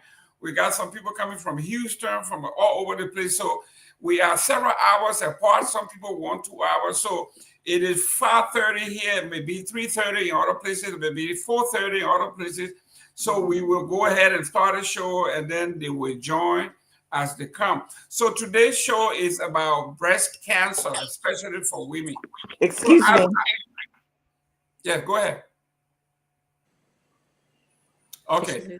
So, Abby, today is about women's health. We are here, Nagbe and Johnny and I, we will be students for the day. We can't be paid. Even though men do have breast cancer, I want you to touch on that as well. But specifically today, we are here on the topic of women's health, specifically breast cancer. Let's begin the class. What is breast cancer? What are some of the reasons that we get breast cancer? What does it do? And then the prevention, medication, what are the new technology? What are the new treatment? Talk to us about breast cancer. So this is mostly breast cancer awareness, okay? Yes. Let's start with the beginning here. What exactly is cancer, right? Okay. Cancer is a group of over 200 different diseases in which abnormal cells multiply uncontrollably, destroying body tissues or functions. Cancer can form in almost any place in the body, and each cancer is named for the tissue type or organ in which it begins. All right? So we're going to be talking about breast cancer. Again, before I start, I am a provider, but I'm not your provider, so please do not make any changes to your regimen without checking with your own provider. All right? That means check with your own doctor first before you say, Abigail, such for me to do this. All right? By law, I have to say that. Alrighty. So for breast cancer, the guidelines and everything, the American Cancer Society, United States Preventative Task Force. All right. So basically 1 in 8 women will get breast cancer this year, will be diagnosed with breast cancer this year. All right. Those people have no background, like your mother, your sister, your grandmother have no background. Those are people we call average risk, meaning that every woman is at risk for breast cancer. As you get older, you can still get it when you're younger, but you get it, your risk for getting it gets higher as you get older. So, but those are people at average risk. The people who are higher risk are those people who have family member, let's say again, your mother, your sister, or sometimes your grandmother. And that could be on both sides too. It's not just your mother's sister or your mother's or your sister. It could be your father's side as well, because your paternal aunt also could have it, or your grandmother. All right. So we're talking about those who are average risk, no personal history of breast cancer, no strong family history of breast cancer, no genetic mutation associated. The BRCA gene is BRCA. Anybody know that actress called Angelina Jolie? She made that popular. If you have that gene, because they do genetic testing, if you had that gene, you have a higher chance of getting it. If you had any kind of radiation to your chest, let's say you had maybe lung cancer or something else that was going on in this area, basic area, and they had to do some radiation in the past, you have a higher chance of coming with that. All right. Now, also, we're talking about women here. We're talking about people who were born female. All right. So it's not anybody who had transition. Women who were born female at birth. All right. I don't know if you're going to be asking questions, because I don't want to just keep talking. Yeah. Yes. We'd have time for questions. That's correct. Okay. So we're talking about some of the race now. All right. The race. White women are slightly more likely to develop breast cancer than Black, Hispanic, and Asian women. but Black women are more likely to develop more aggressive and more advanced stage breast cancer and diagnosed at a young age. All right. So again, right, Black women, you get it, we get less of it, but when you get it, it's more virulent. All right. Sometimes it also could be from the environment to, let's say you live somewhere where they had different factories, different things where there's a lot of pollution in the air too. They still haven't narrowed it down yet, but that's one of their risk factors too. So that will bring me to my first question, Abby. I'm sure you want us to ask as we go along. Yes. We don't get to hear much. We don't hear much about breast cancer in Liberia, but we hear a lot about it over here. What does that mean? Is it that it's not being reported, or is it just not as prevalent? I think it's not being reported because you know how we find out things over here, and then people say, "Oh, we never saw these things when we were growing up, and this was not that much when we were growing up." It's just that it wasn't being reported, it wasn't being diagnosed, and all. Okay. And back home, most of the time, so everything is either witchcraft or God's will. So, Right. and there's some kind of the stigma that comes along with any kind of illness too. So people don't talk about it. And even if you have in Liberia, like the treatment, the screen, the treatment, and all of that. So I think it's just the awareness, and people are not talking about it as much. But I've been seeing a lot of shows, and it's becoming more, people are more talking about it. I saw different podcasts from Liberia during October, they were talking about it. So people are becoming more aware, especially with the advent of, technology and social media and all. So people are becoming more aware of it now. Great. Let me go to Dr. Mary Simons real quick. When in your line of work to where you are now, what are some of the obstacles about why Black women or why maybe poor women? Let's say poor. Let's deal with the color. Let's deal with Black women because poor people are. Why are we diagnosed late? I think Dr. Tyler has done an amazing job in explaining all of it. But, we don't self-exam our breasts like we should. And like she said, sometimes women don't want to do that because of how they've been taught by their mothers, their grandmothers, and they don't want to touch themselves and do the self-breast check. And then if the diagnostic like the breast, mammograms, if they're not available in the area where the woman is, to go get their mammograms done. And then for women who have heavy breasts, it's getting a special type of mammogram done that they have to pay for, and sometimes they don't do it. And women as caregivers, we do things for ourselves last. We take care of everybody else, and we put ourselves last. So that's some of the reasons why we get diagnosed late. And by the time we get diagnosed late, then we're in third and fourth stages, and it is already metastasized somewhere, and you're having a problem. My daughter-in-law died in 2021 from breast cancer. So I have been a champion in my area trying to get women to do their self-breast exam, trying to get women to go get their mammograms so that they have information that they can use and be knowledgeable about their own body, like Dr. Tyler says. Besides mammogram. Oh, I'm sorry, Abby, go ahead. We have to go. Just go risk factors now, so that way we go in order. Okay. So, real quick, before we get to that, you want to say something, Victor? Real quick. Yeah, I just wanted a little bit clarification. I do realize I'm not sure if we have mammogram, testing facility back in Liberia. Are there any options that are available to people who may not have access to them? And what is a mammogram actually? Is it an ultrasound or what is it? The mammogram, I'm sorry, I couldn't even bring it. It's a mammogram, just like it's a huge machine, it's a really huge machine where they take your breast, basically, and you walk into the machine, they take your breast and they basically put it there, and it takes a picture of it to flatten out the breast and all. So you put in there, it takes pictures under your arm and everything, and then they look to see if there's any kind of discoloration and all. Sometimes if they can do that. Some people send you, usually the screening to is mammogram.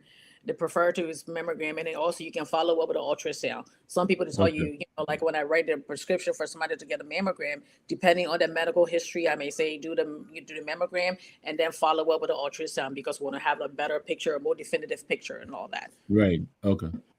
So some of the high risk, I talk about the average risk now. 1 in 8 women would be diagnosed this year. She did touch on the breast exam.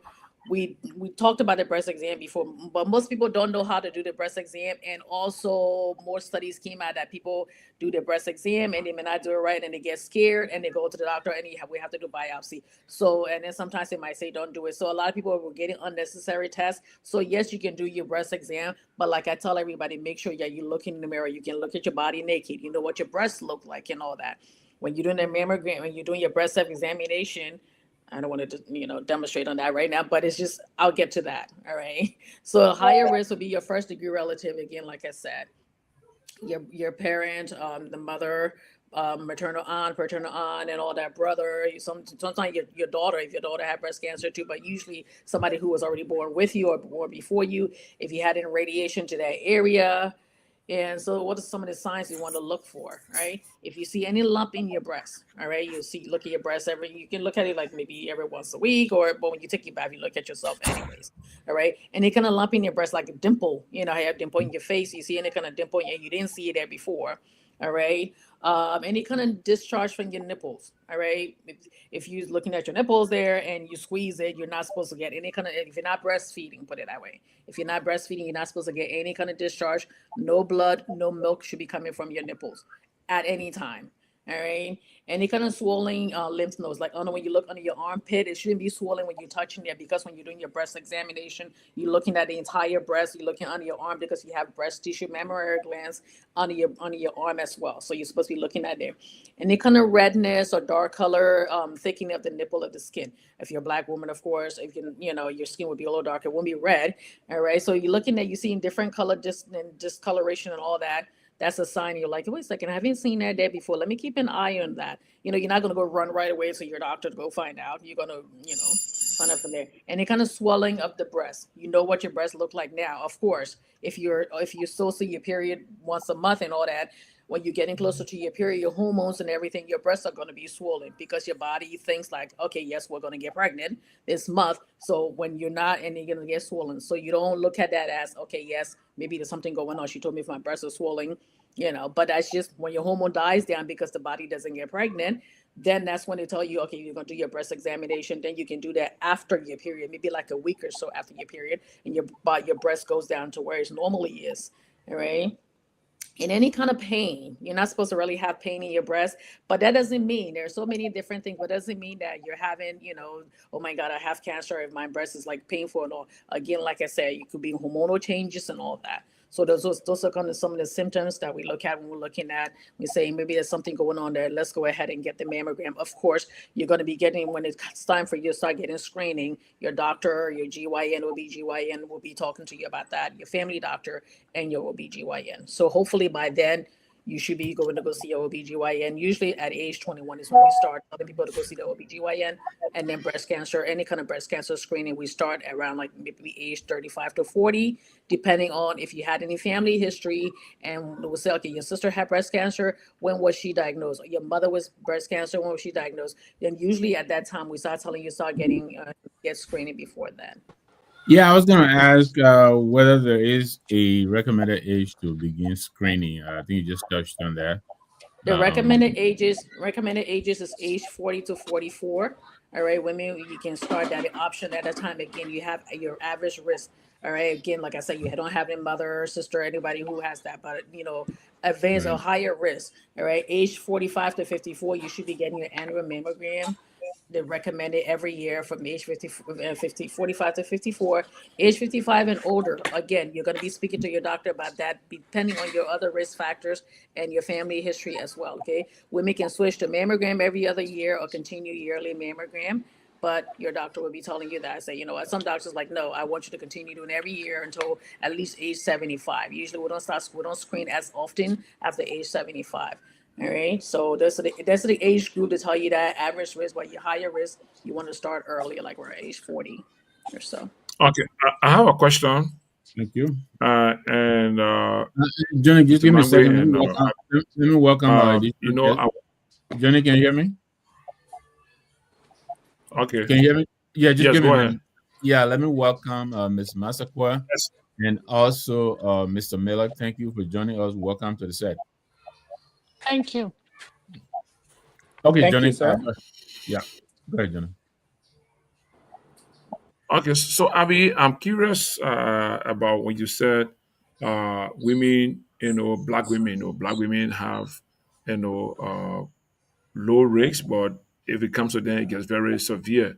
So I'm looking at is it black women in the developed world because of the environment, they are risk fighter, or black women in general, wherever you are? Usually when it's black, African American, we put everybody together there.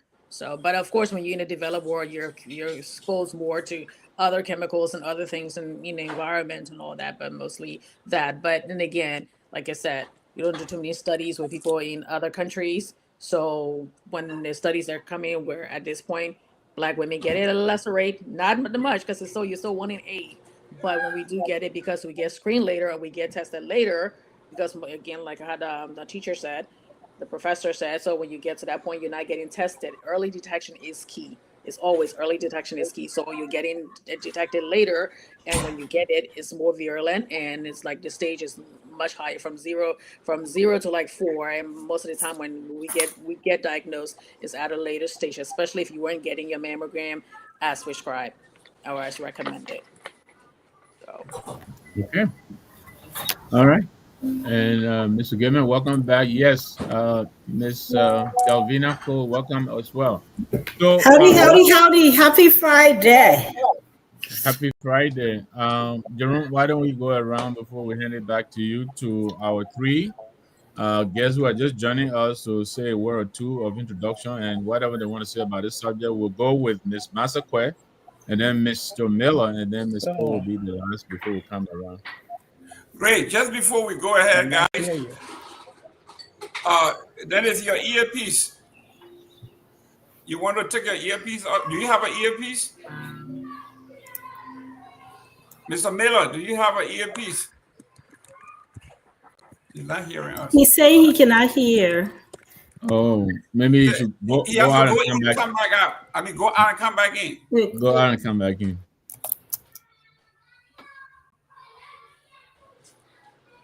Good. We're going to do this in 2 parts. I'm going to do the first part, which I have done. Then it will be Telvi and Mr. Nagbe for the second part. So we're going to go back around to do the introduction. It looks like Mr. Miller is still having problem. Yeah. Let me start with Telvi on this one. Telvi, can you hear me?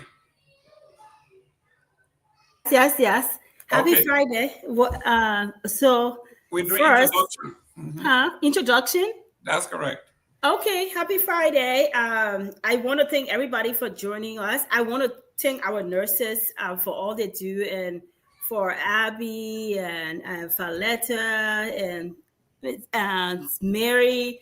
I know Dr. Sumo is joining and our survivor is joining later, but just taking time on the basic schedule. We know how hard they work, but just to take some time to create this awareness, we don't take that for granted. So thank you, and looking forward to learning from all of you today.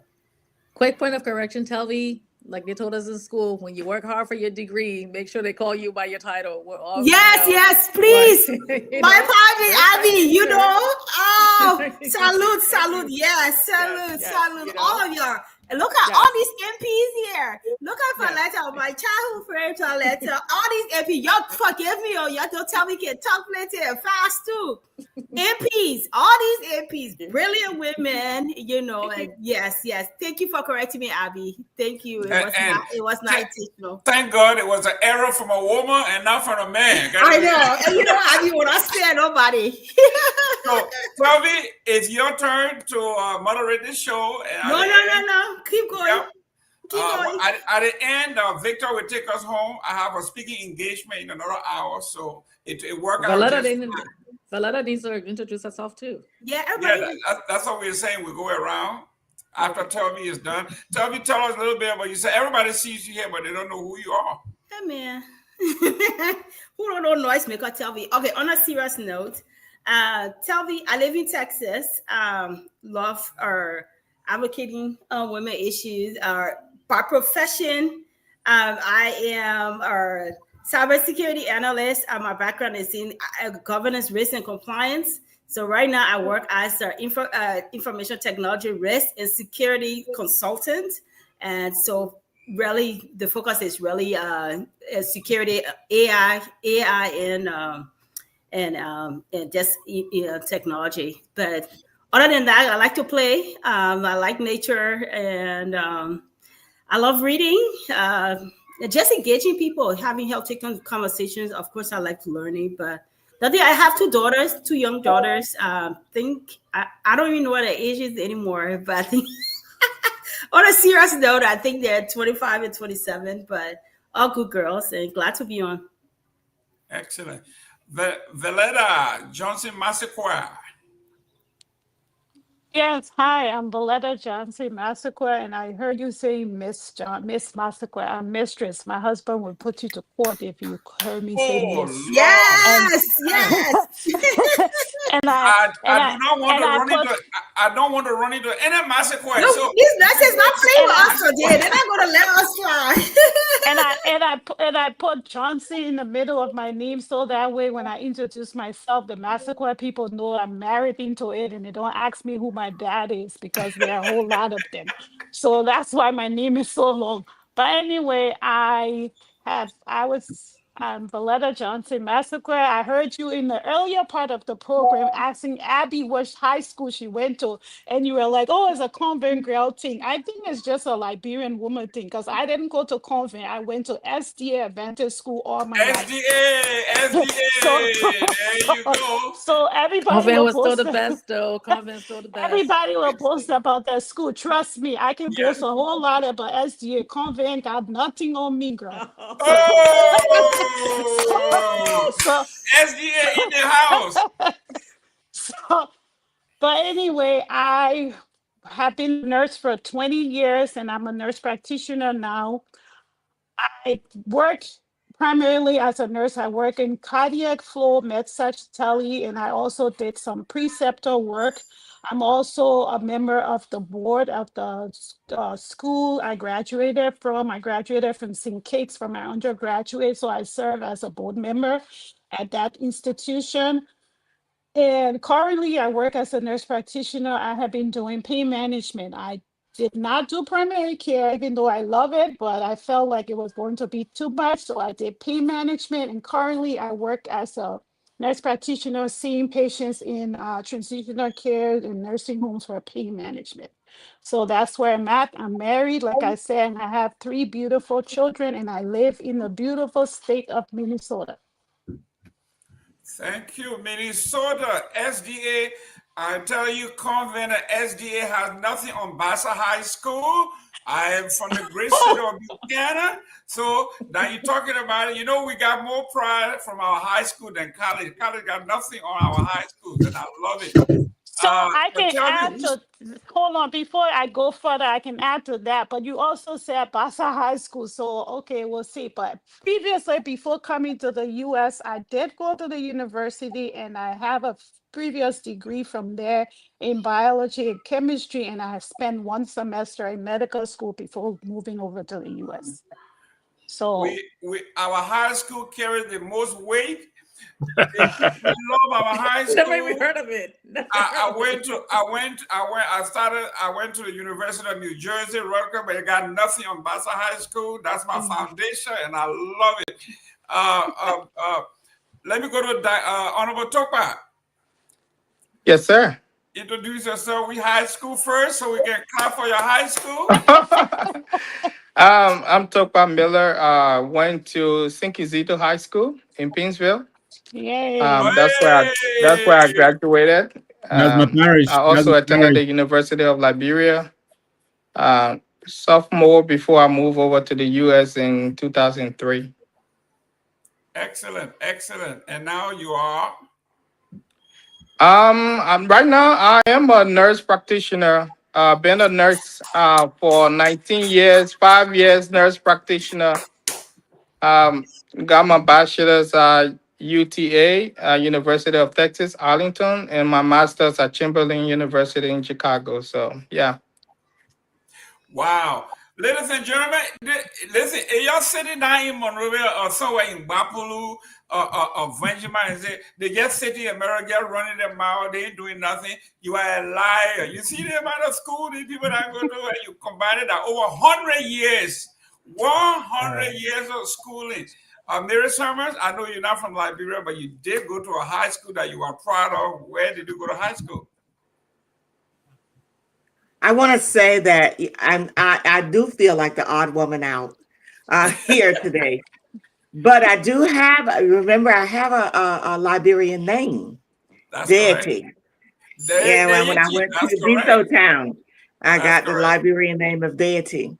My high school here in Florida, so I'm in Fort Pierce, Florida, where Jerome is, and the high school is Oakland High School in Haines City, Florida, and we are the Rattlers. Let me tell you, when a rattlesnake bite you. Johnny, what high school did you go to? Rattlers. My high school was the best high school ever in Liberia, West Africa.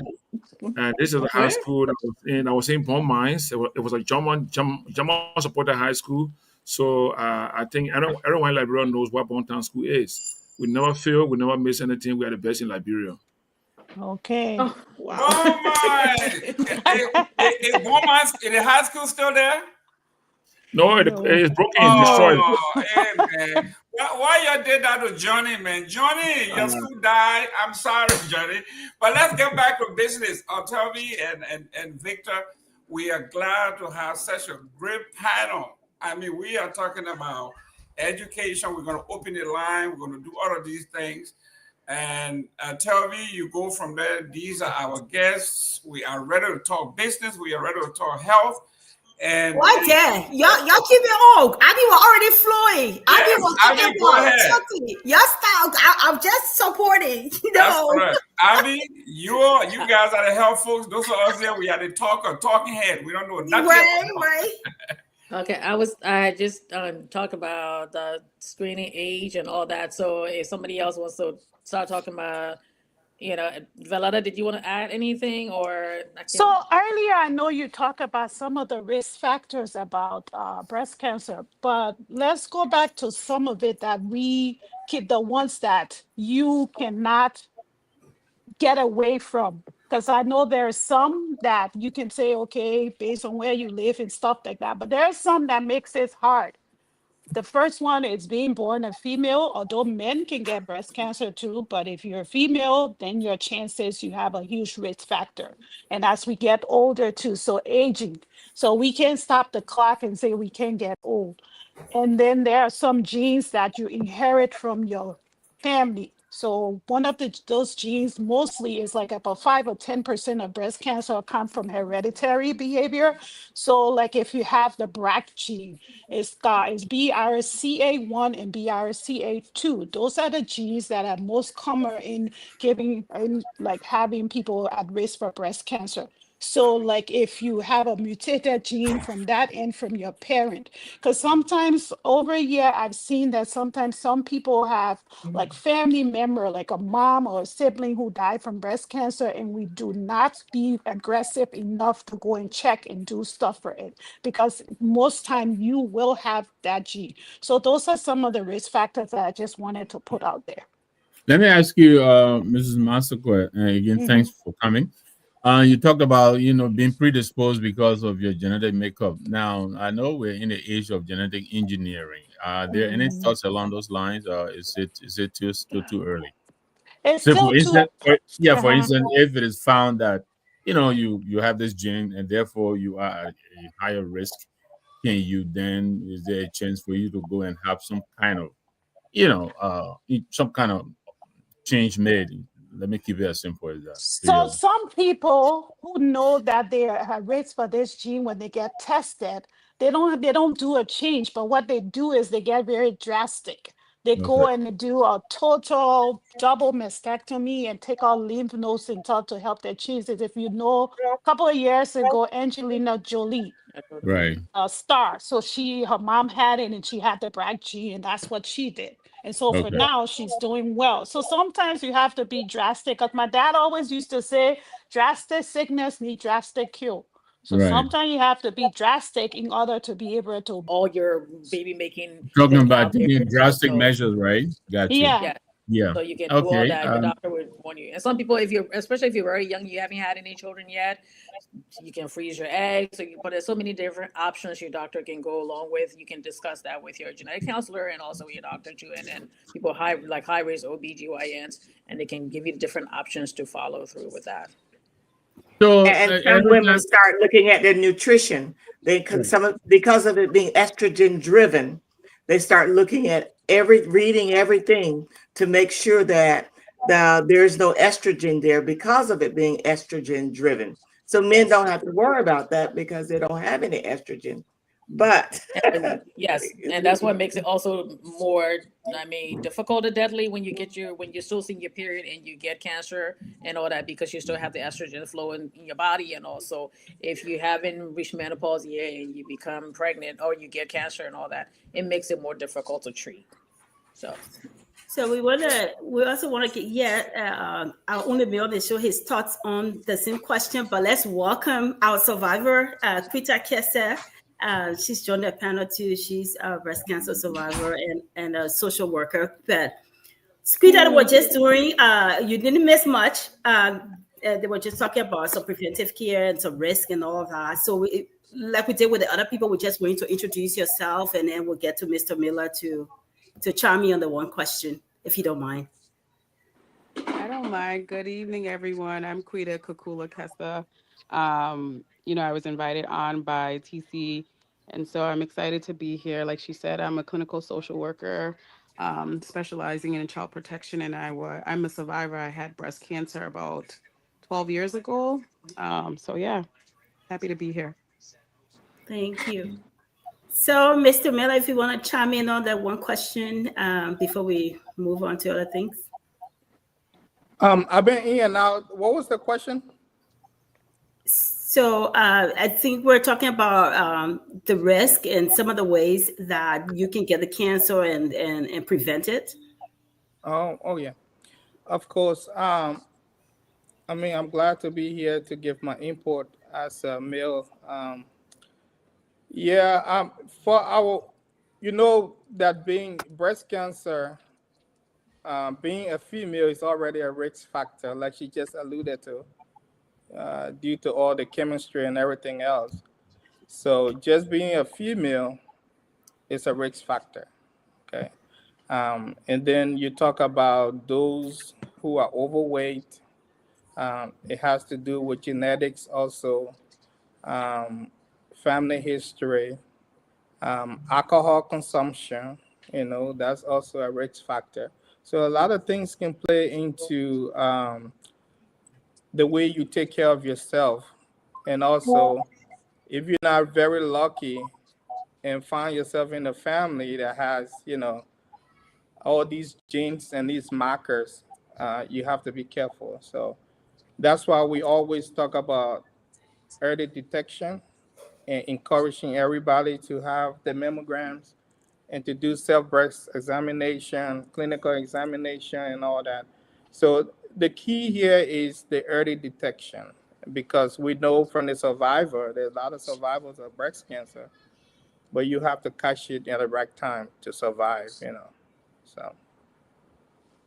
Thank you, Tevi. Can I quickly? So I know the men are considered outliers here, but what do we look for? How do we check ourselves? I know we spent a lot of time tonight talking about how it works with the female body, but for the men, what are some? So men do have risk factors too, like women. Being overweight is a risk factor.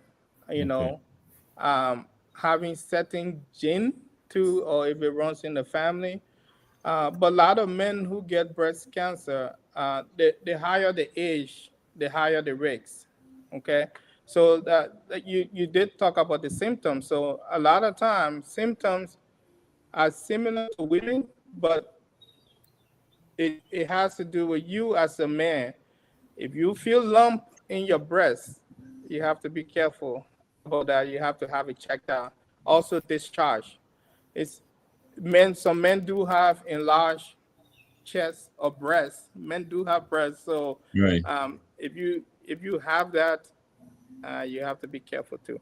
But there's other genetics that play into it, other syndromes that put men more at risk, especially those who have extra X chromosome. I don't want to get into the chemistry of it, but how men have the XY chromosome. Some men have extra X chromosome that can also increase your risk factor. So yeah. And to add to that, the famous person that I did my show also on men at risk of breast cancer, Beyonce. Beyonce, everybody knows her. Her father, he was working, and he said he used to wake up in the morning and he saw some blood on his pillowcase and on the sheets, and he was wondering. He said, after a while, he started looking. He's like, wait a second, what's going on? What's going on? Why am I?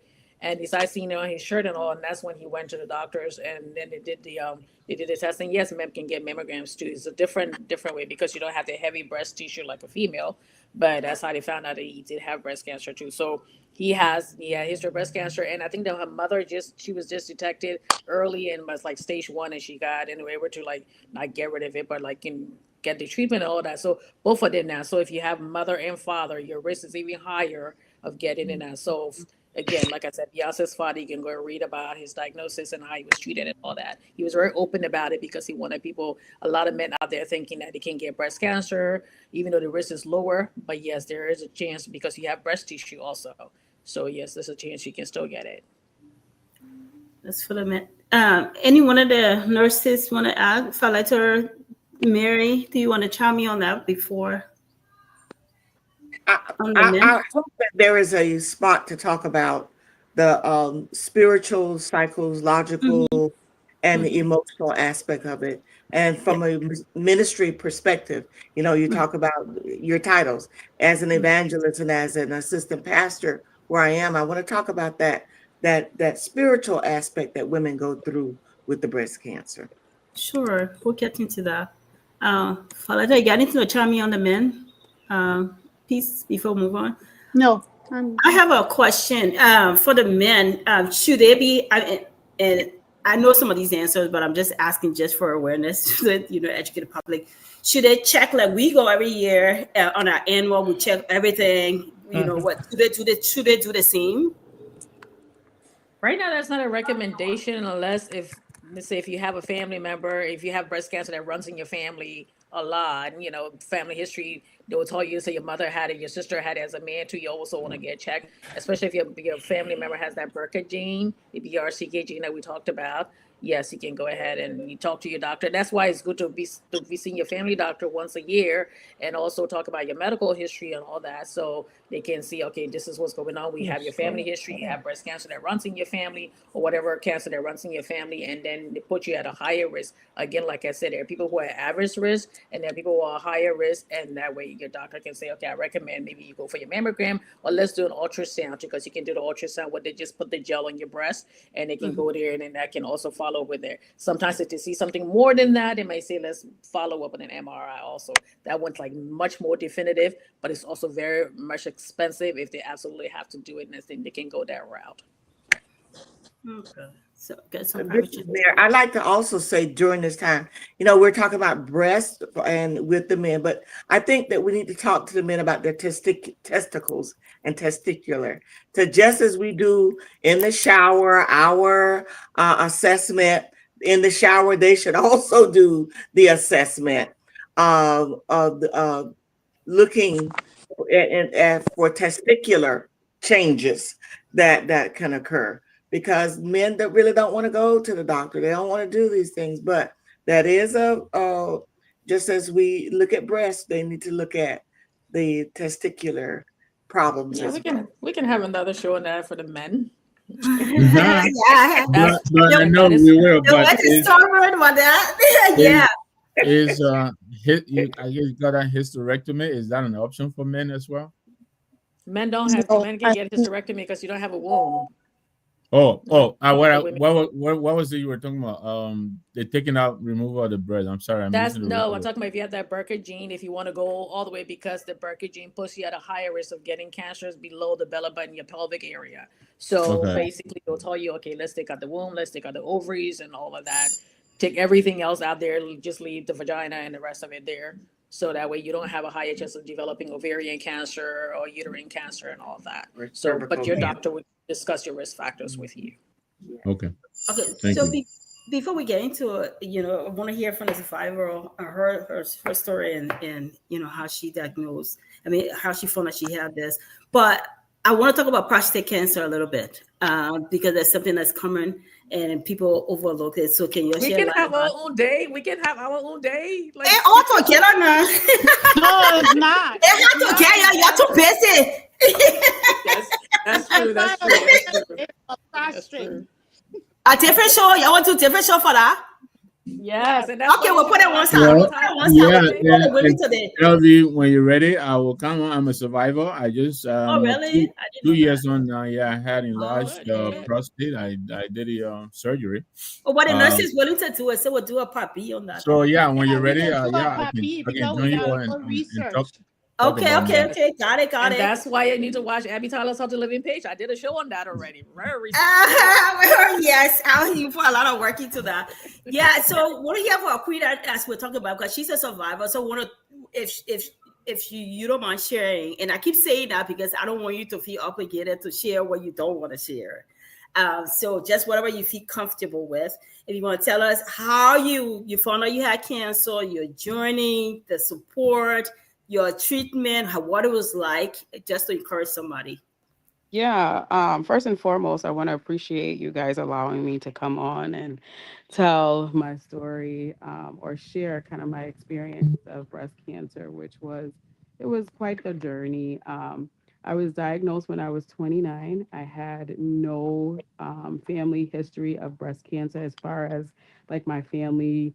No, my parents are both from Liberia, so I don't know if they know the extent of their medical history as far as generations are concerned.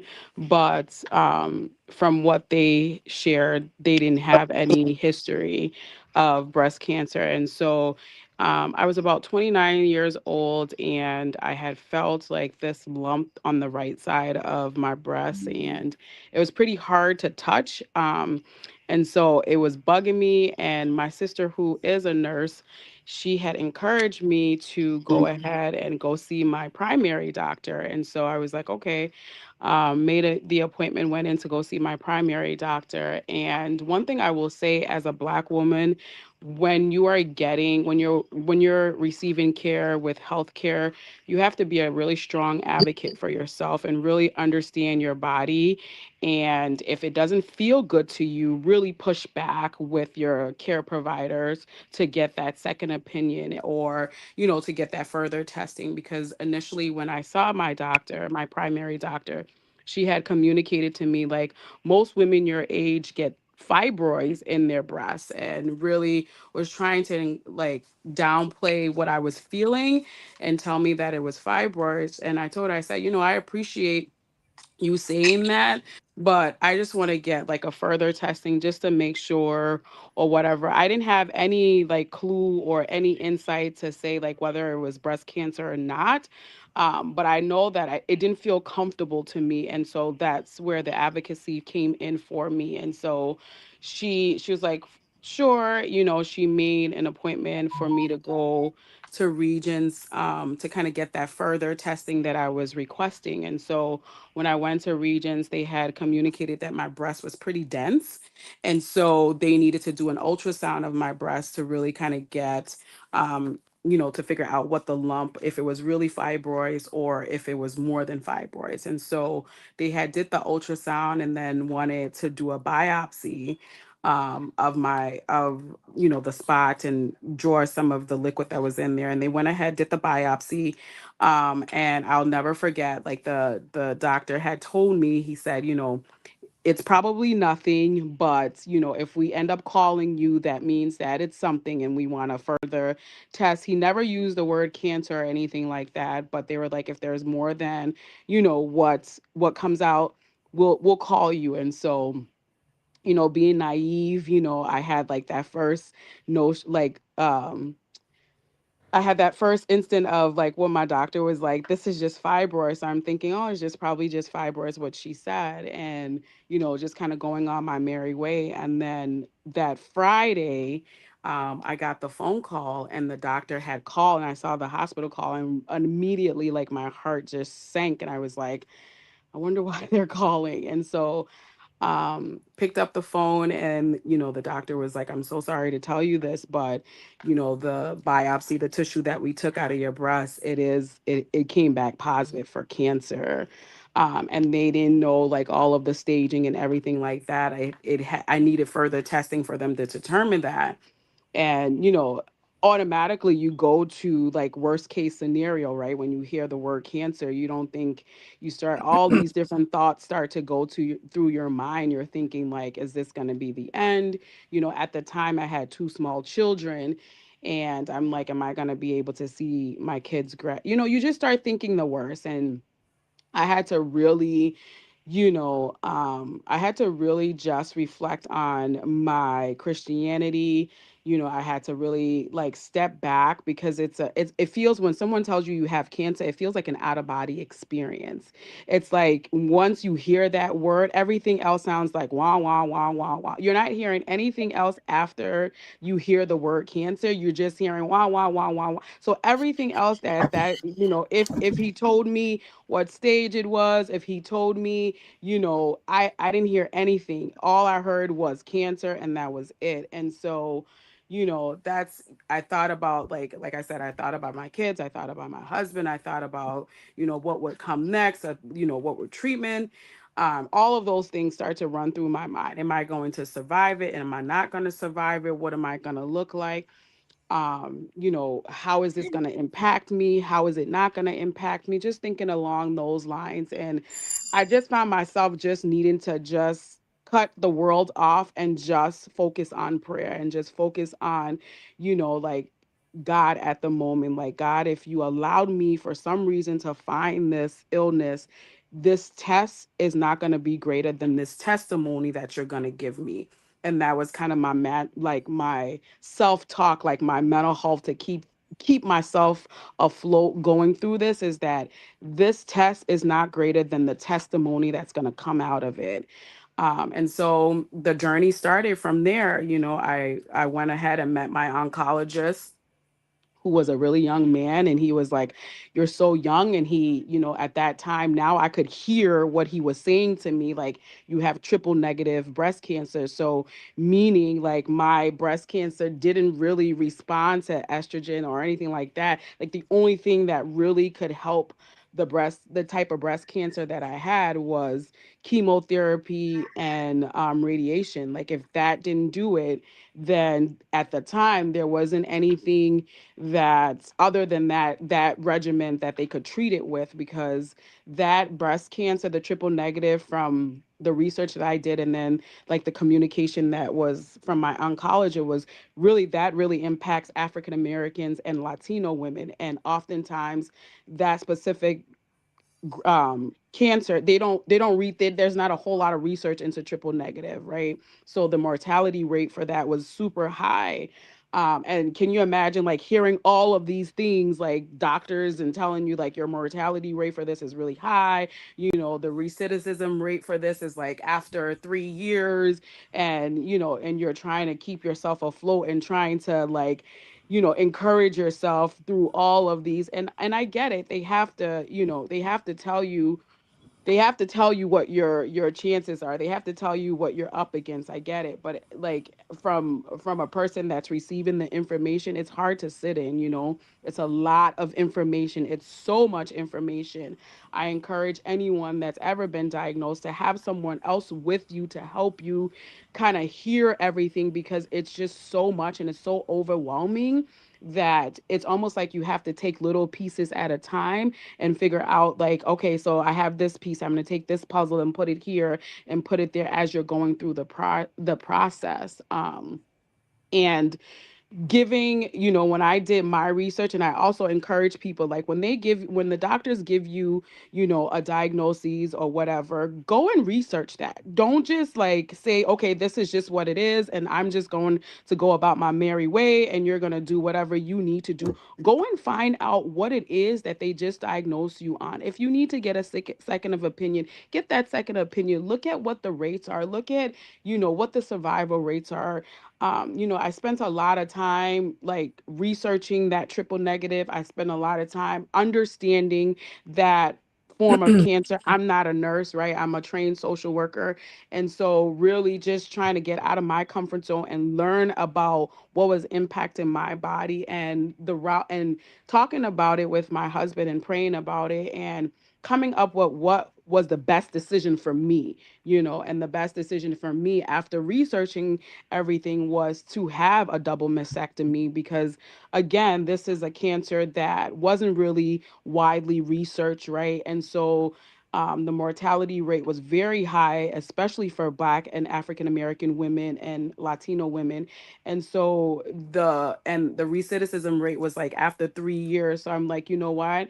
Maybe the best outcome that I have after praying about it is to have the double mastectomy in the event that it wants to come back in the other breast or whatever the case may be. And so prayed about it with my pastor, and ended up, and my husband and I went ahead and did the double mastectomy, where it was the removal of all of the my tissue, the breast tissue and all of that. And so I think that was the best decision for me. I went under chemo, very aggressive chemo. I'll never forget, walking into the chemo room, as someone that's, because I didn't feel sick, but walking into the room was the realization that I was sick. It was the realization of like, there's other people that are going through the same thing that I'm going through. And it was stifling. It was like, it took my breath back a little bit. Like, wow,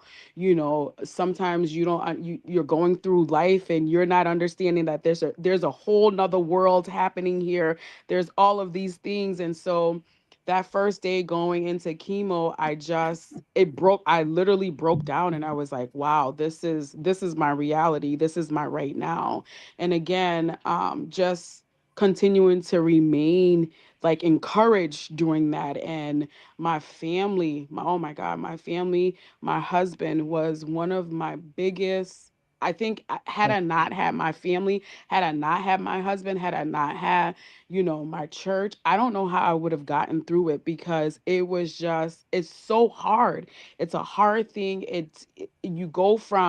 I went from being a 29-year-old young mom who is busy working, taking care of her kids, to losing my breasts, losing my hair, going through all of these life changes at the same time, and like being emotionally stripped of everything. And so had I not had my husband, I don't know if I would have probably survived breast cancer, because as like debilitating as I felt, like debilitating in the sense like you don't know what it is not to have a breast until you don't have it anymore, right?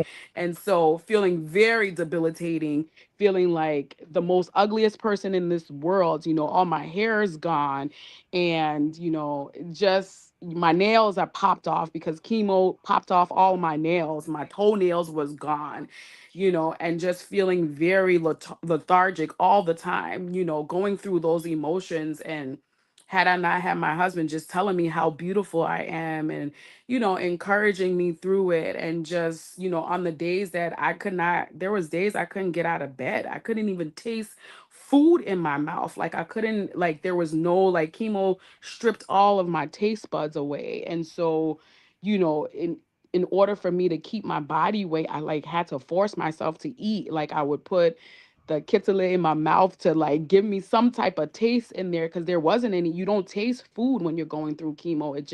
Everything is just bland and just just tastes really gross, and then you got the nausea that comes along with it. And so it was a really I don't go ahead. Somebody I thought oh.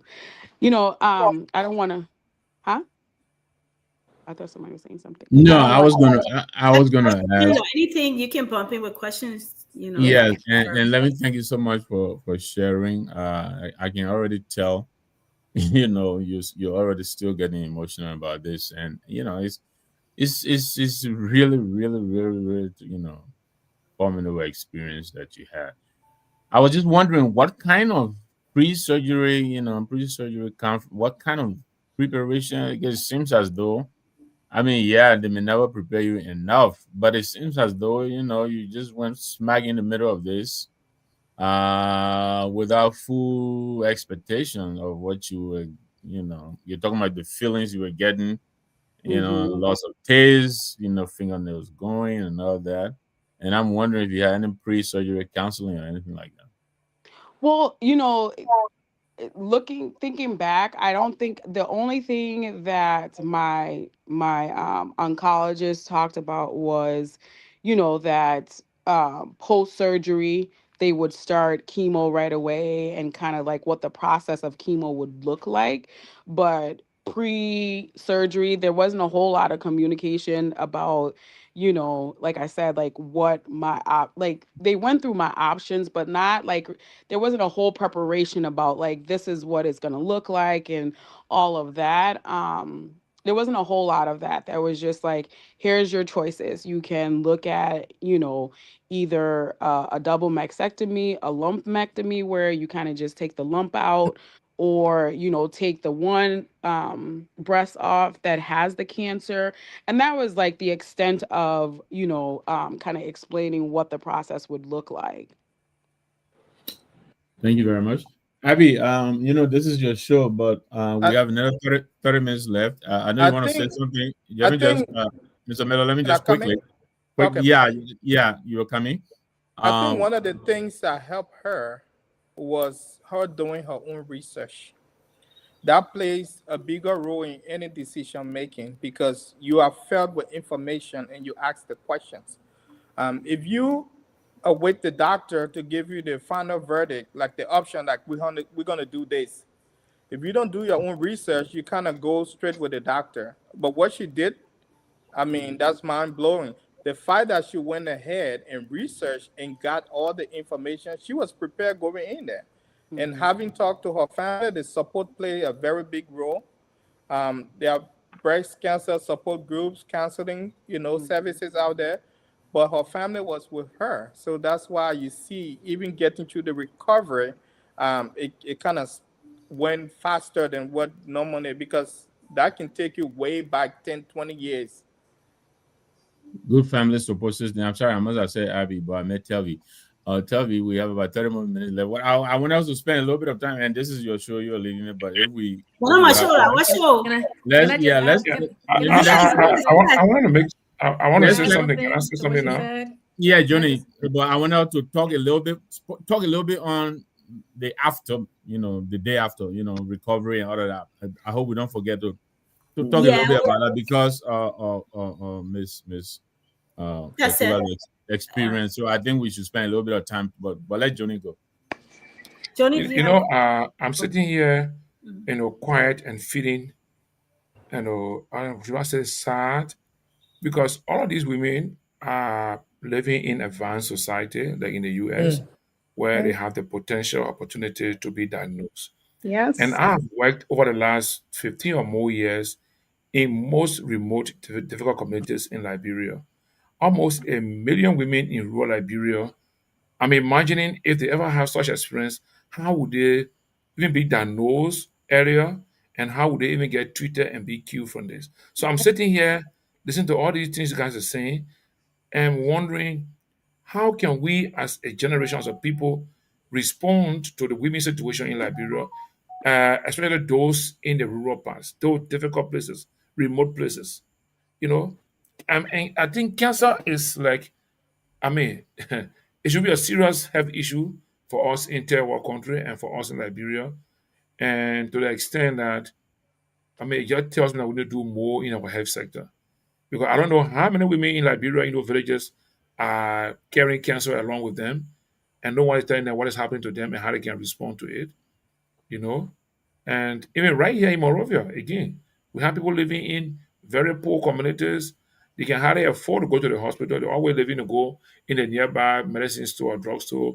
When they feel some pain, they go and just buy any kind of drug and take it in, you know. And this is a serious matter. I mean, I appreciate all of you, my sisters on the show, for coming up. I'm hoping that we can have a better organized forum where you will have enough time and talk about it more and see how your message can reach across, good number of women, so you can take preventive actions if it's possible, because they may not have the opportunity to be healed or cured from cancer within the context of Liberian medical situation. But if it is possible, if you're diagnosed earlier, or is there a way to prevent breast cancer or any other kind of cancer that affect our sisters and mothers? So that's the question I want to ask. Is it possible to do any preventive act if you're diagnosed earlier, or even before being diagnosed? What can you do to prevent yourself, to save yourself from coming down with cancer? That to add to that, and then the other people can add to it. So most of it is basically knowing your risk factors. Because again, I mean, nutrition, being healthy, eating healthy, keeping a healthy weight. I know we talked about obesity, and people hear obesity and they're like, "Oh yeah, only fat people can get cancer and all that." No, okay. So eating healthy, watching your weight, going to your primary care doctor every year, getting your routine labs done, because that's when we start looking at the numbers, and something can come up and be like, okay, these numbers are your anemia numbers are a little bit off. Let's see, we'll do more testing. So if you're not doing seeing your primary care doctor every month, every year, or as often as you're supposed to be, depending on your other pre-existing conditions and all, then you run into problems later on. You can get diagnosed much later. Also, again, like I said, you can get it at an early age. Most times it's like later, but you can get it early age. There's a Liberian woman that she was my classmate back home. Her name is Myean Kamo. She has a organization called Tiger Lily Foundation. So she also donated a whole mammogram machine. This thing is big as a horse. All right. She donated, I think, to JFK way back in the day. And then it just went missing. Like, how do you misplace a mammogram machine? It just went missing. Wow. So there are a lot of other people out there who are also helping, who are doing things back home, and other organizations out there. You just need to look into it and see, and also petition your government also, because we talk about healthcare and government closely intertwined. But most of the times when we as Liberians, we'll be like, "Oh, you go back home, there's no stress there, and you're enjoying, and everything is okay." But we don't. But then you talk about, okay, when somebody gets sick, next thing you know, they get back in the plane and come back to America, or go to another developing nation, or go to a developed nation, and that leaves the other people there at a disadvantage, because nobody, advocating for more improved structure in place, as opposed to just people coming there to volunteer. Like I said, people coming to volunteer, that's nice, but that's a supplement to, it's supposed to have a system in place. So everybody coming to volunteer could be just a supplement to what's already in place. So we need to take healthcare, preventative care, very seriously when we talk about these things. But most of us also, like, again, we go back home and we just sit there and be like, "Oh, like, we're sweet, and no, we don't worry about the hospitals. We don't worry about anything else until something happens." So talk to your government, try, electing people who really take healthcare seriously and all that. Yes. Yes. I echo what Abby said, really, about the government. They have got to see this as a problem and put money where their mouth is. Thank you. Exactly. Johnny, this is a whole lot. Just a minute. Falata, if you've done an intro, I can come in. Yeah, this whole thing about healthcare. Trust me, every day some of us sit here and we know that we are blessed to be on this part of the world, to have all of these things, and we worry about the people. We worry about the people back home, but we can do things that individual, like Abby just said. Somebody went there and gave you a whole machine, and the machine got missing. So what is it that you want us to do for the people? The government needs to do something when it comes to healthcare. That should be the number one priority of every government. But we don't want to be politics because we have nurses. But it kind of pains you when you see people dying for little things that they prevented. That when we grew in Liberia, JFK was the best. It didn't have the 100% preventive health care, but JFK had everything that you could go to and get better. That's why I brought some of us into healthcare. I was 10 years old and my dad was sick in Liberia. and he was sick for a long time. I used to watch my dad cry himself to sleep every night until he finally had a surgery with Dr. Jerome Gayman that killed my dad. And that was when I said, when I get older, I will be a doctor or a surgeon to take care of somebody. So it was in Liberia that my dad got better and he was able to live a life until he was in his 80s. So it can happen. But everybody just go there and they just do things for themselves. It pains me. It pains me every day. So, do you guys have any information on the statistics of cancer in Liberia? Just a minute, Johnny. Before your question, let's go back. He was going to chime in on here.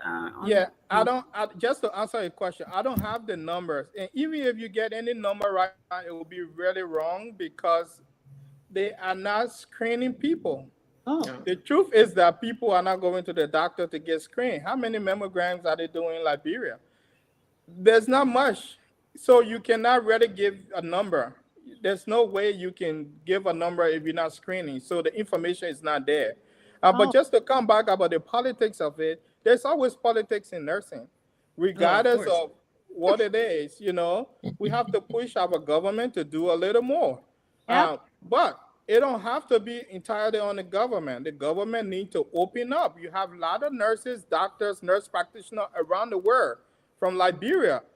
I tell people sometimes that the war was a blessing in disguise. For some reason, there was not a lot of Liberia in the diaspora, but we are now because of the war, most of us. Okay, so let's utilize those who are in the diaspora who have. I belong to an organization, the Liberian Nurses Association. We do a lot of donations. We do a lot of projects in Liberia. Currently, we're actually doing a project right now for Peabody Hospital. And the reason why I'm talking about this, I grew up in Peabody. I was born in a hospital. So if you see how Peabody is now, and you talk about the deplorable condition our people are living in, it hurts. So those who grew up in Monrovia saw JFK. It was a place to be. Peabody was the place to be in the whole of Banga, the Bon County area. So, but you look here and you be like, okay, now I'm in a position to help. This is all I always wanted to be. I wanted to be a doctor. Liberians, I want to be a doctor. I want to be a nurse. I want to be in the healthcare system. We grew up knowing these things. So to come back just to your question there, the healthcare system is down. We need to educate our people, regardless of the government. If the government allow us to come in and utilize the skills and the ability and what we can do, it's going to help because you cannot prevent it, but you can lower the risks. Okay. Yeah, you still need a structure in place. We can really be supplementing that structure in place. I agree. And that's what I'm talking about because, for example, right, we take in Continuum to Liberia. We have a lot of supplies here we can use. We've been advocating with the health department to give what about duty-free for medical equipment? We can bring a lot of medical equipment to Liberia, but we cannot be paying $15,000 for a consignment, a 40-foot Continuum to bring things into Liberia. Come on. The government has to step in. I see where they can do it because we can negotiate here and get this equipment. We can get supplies. We can get teaching equipment. We want to go to Liberia. We want to teach our people. Matter of fact, we're doing a lot of education on the CPR because we know where our nurses stand in Liberia. My sister is a nurse in Liberia. So I interact with her. I ask her, I know her level of nursing, compared to a nurse here. But we're not looking down on them. What we want to do is to bring them up, and it's through education. So the risk factor is what we can lower. For example, our women in Liberia do drink a lot of alcohol. I'm sorry to say, but it's true. That's a risk factor. Yep. Okay? For the young people, when you are taking these pills to prevent pregnancy, you have to know what you're taking. You can just take any drug that comes to you and you say it's a preventative medicine. Those things have higher rates for breast cancer, a lot of them. So you have to do your low research and you have to try to see a doctor. I know it's hard for us. The money is not there. But in Liberia, the truth is that a lot of doctors will allow you to come even the first time and just talk to you. Okay. So it's a good conversation, though. I wish we could do this longer, but we'll do a part 2 and part 3 and part 100. But we don't want to be selfish. I have we want to open the lines for our viewers to call in with questions or kudos or whatever it is. But as they're calling or before the call, we'll still continue the conversation. And if you know any of us numbers, you can call any of the panelists or call my phone directly, and we'll put the phone on speaker, and we'll put it. Or you can call the numbers that are on the screen as well. So as we're waiting for calls, I have one question that Mr. Nagbe or Johnny can jump in, but I want to ask Peter first. What exactly do you think you would have known before? About your diagnosis or everything, what you thought you would have known before? That's a hard question. Maybe knowing more about breast cancer per se, because I had no knowledge about it, and so when I was diagnosed is when I started learning more about what that all entails, and treatment and staging and all of that. So that would probably be what I wish I would have known, is more about breast cancer. Mm-hmm. So which leads me to my next point. I mean, to the nurses here, and Mr. Nagbe and Johnny, please jump in. Let's talk about some of the misconceptions and or just some just rumors or whatever we want to call it about breast cancer. Can you guys just educate us on some of that? Well, you have a clear example. It's not only for older women. You can be young and have it.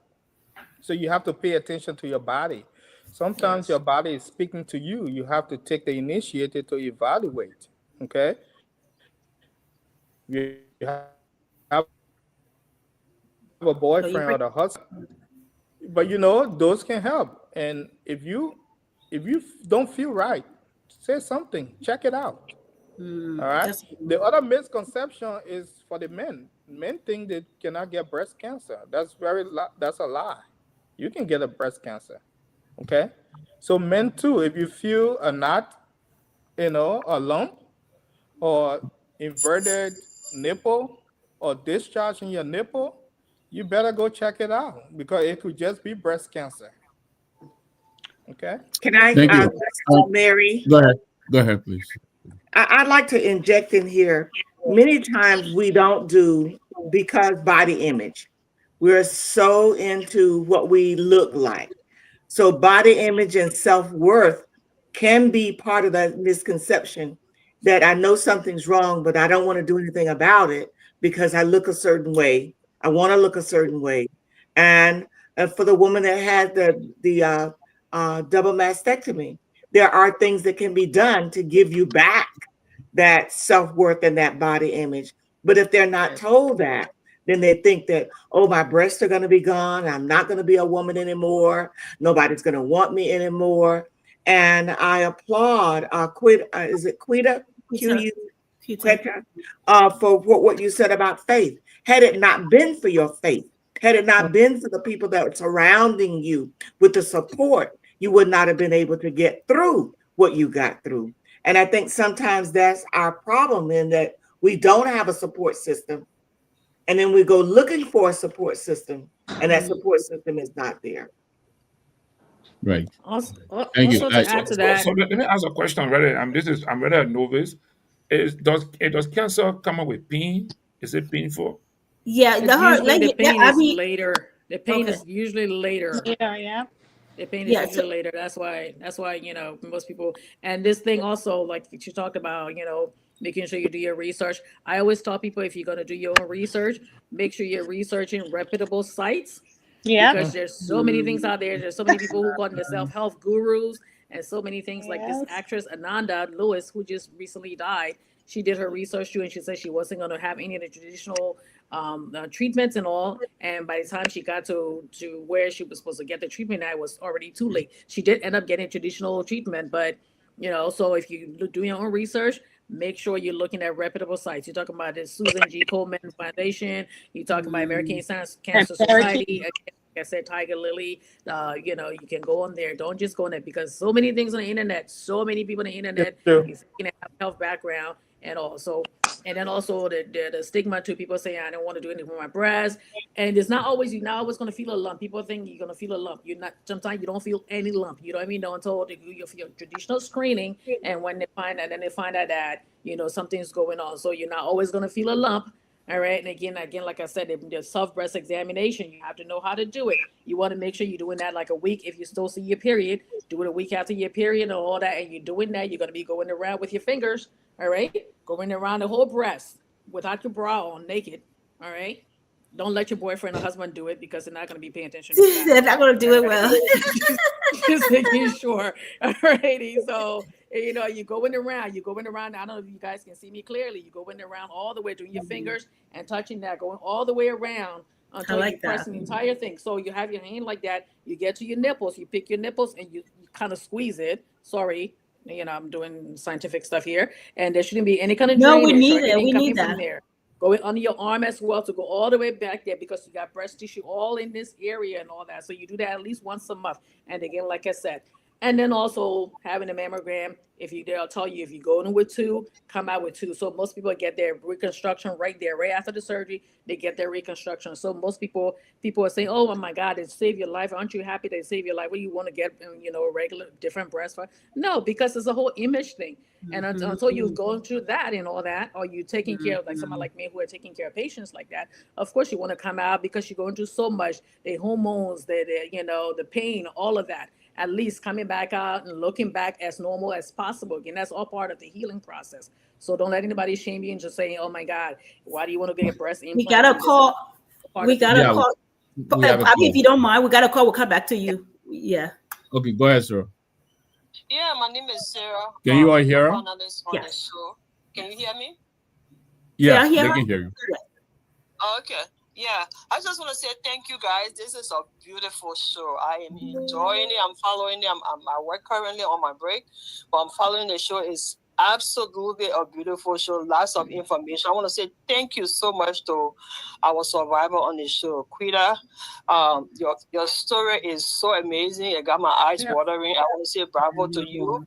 But my question here is, I feel so frustrated that a lot of us, we have these opportunities here because we are in a developed country, but our people back home don't have. So I don't know what we can do. Maybe I was going to suggest that we have like a 10-minute educational, program on the show where we can continue to, educate our mothers and our brothers and sisters back home to, for them to try to do some checking on themselves. I don't know what kind of impact it's going to have, but I feel we should do that. Maybe somebody will learn something and, it will help someone to save a life, because our people really don't have it. They don't have these, these things that are accessible to them. And some of them, like sometimes even here, when we are here, we go to the hospital and then they ask you, do you have a history of this or that? We don't know because, we don't have back home, all of these tests done to know whether you have a family history or something. Sometimes I just say, I'm not sure. I don't know what my mom and dad had, stuff like that.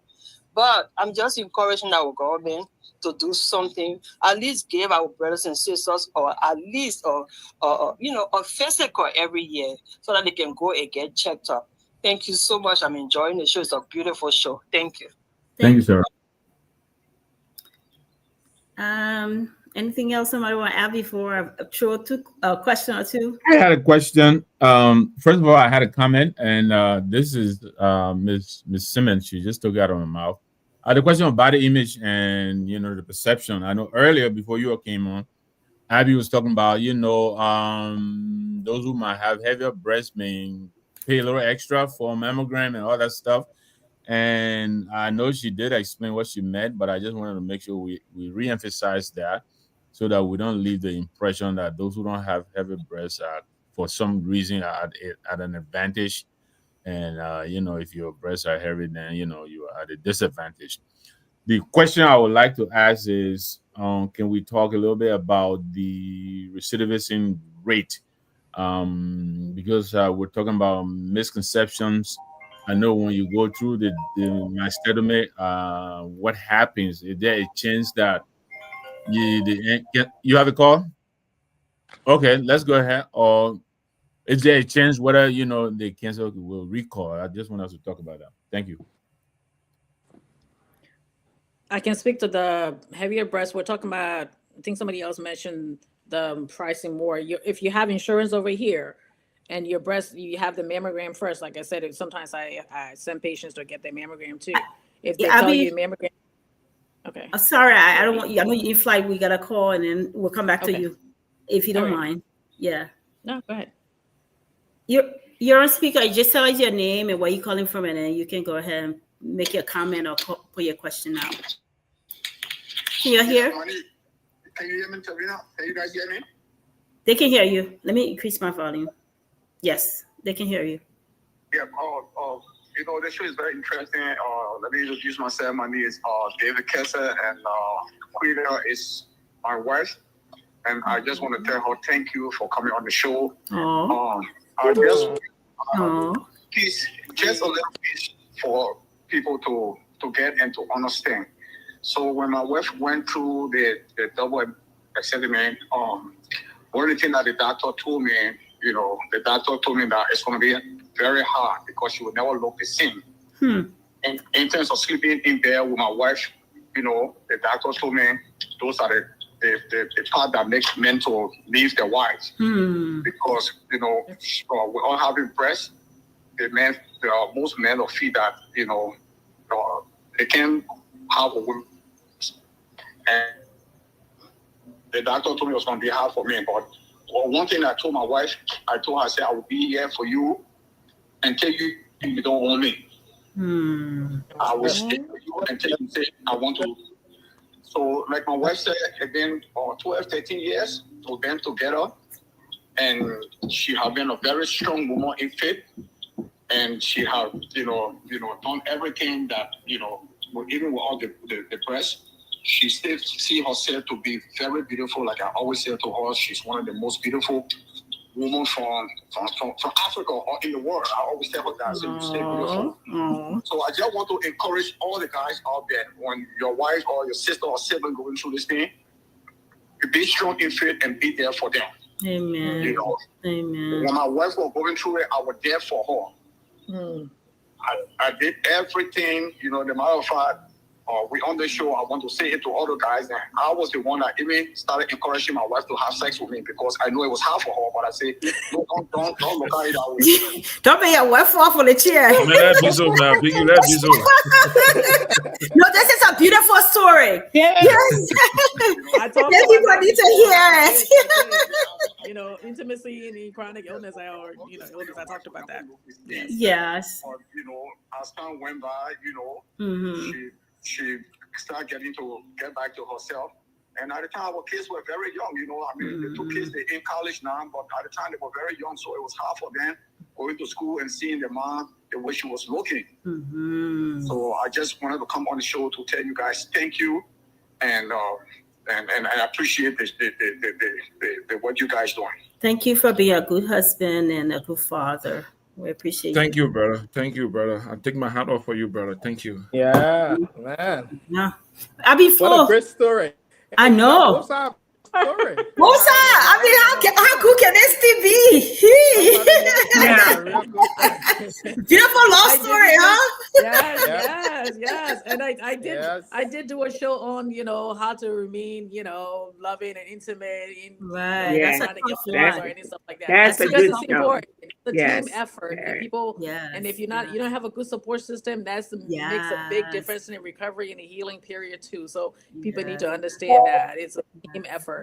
So but I think we're talking about the dense breast. I say most of the time for your mammogram, you have insurance and all that too. So you go for a mammogram. If your breast there's the particles in your breast. It's not necessarily how heavy your breast is. It's a particle in your breast. It's so packed together that the mammogram cannot see completely through it. All right, so they might say follow up with a digital ultrasound. So insurance pays for that too, because that puts you at a higher risk of getting breast cancer, because you get diagnosed later because the mammogram, the annual mammogram, regular mammogram cannot see through it. So they have a higher density mammogram, and they also have the ultrasound to follow through. And like I said, if they need to, they can also follow up with the MRI.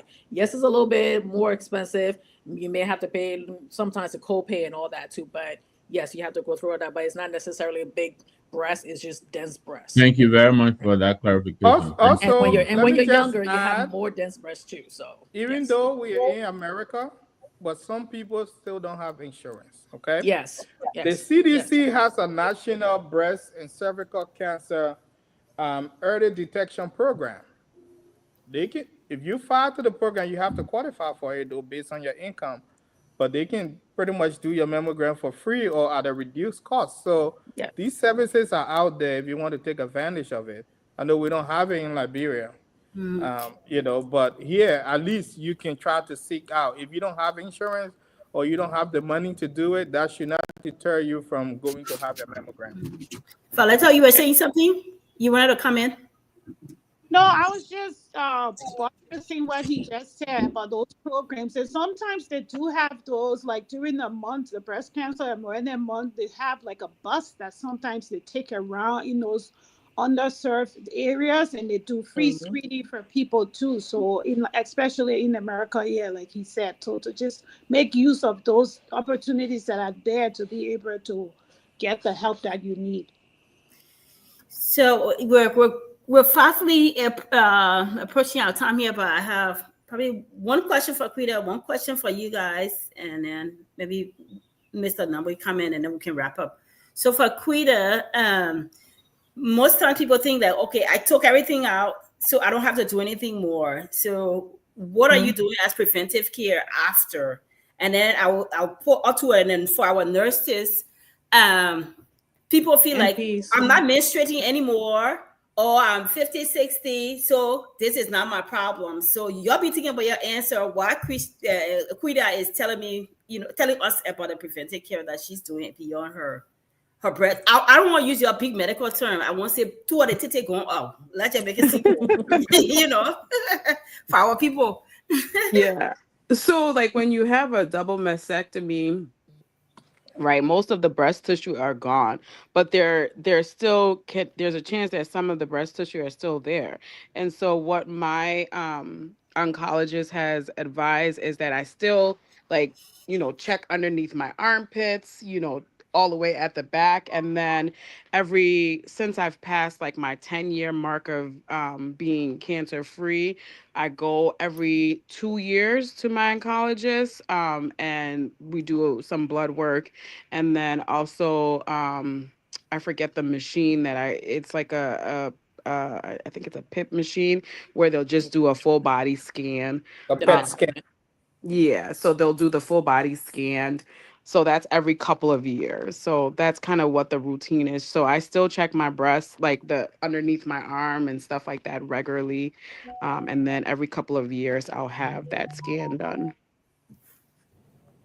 So you still have to check and make sure things are well, and still see your doctor and all of that. Yeah. So for our nurses, like I said, no period. I'm 60 years. The question you asked, I think we need to be careful because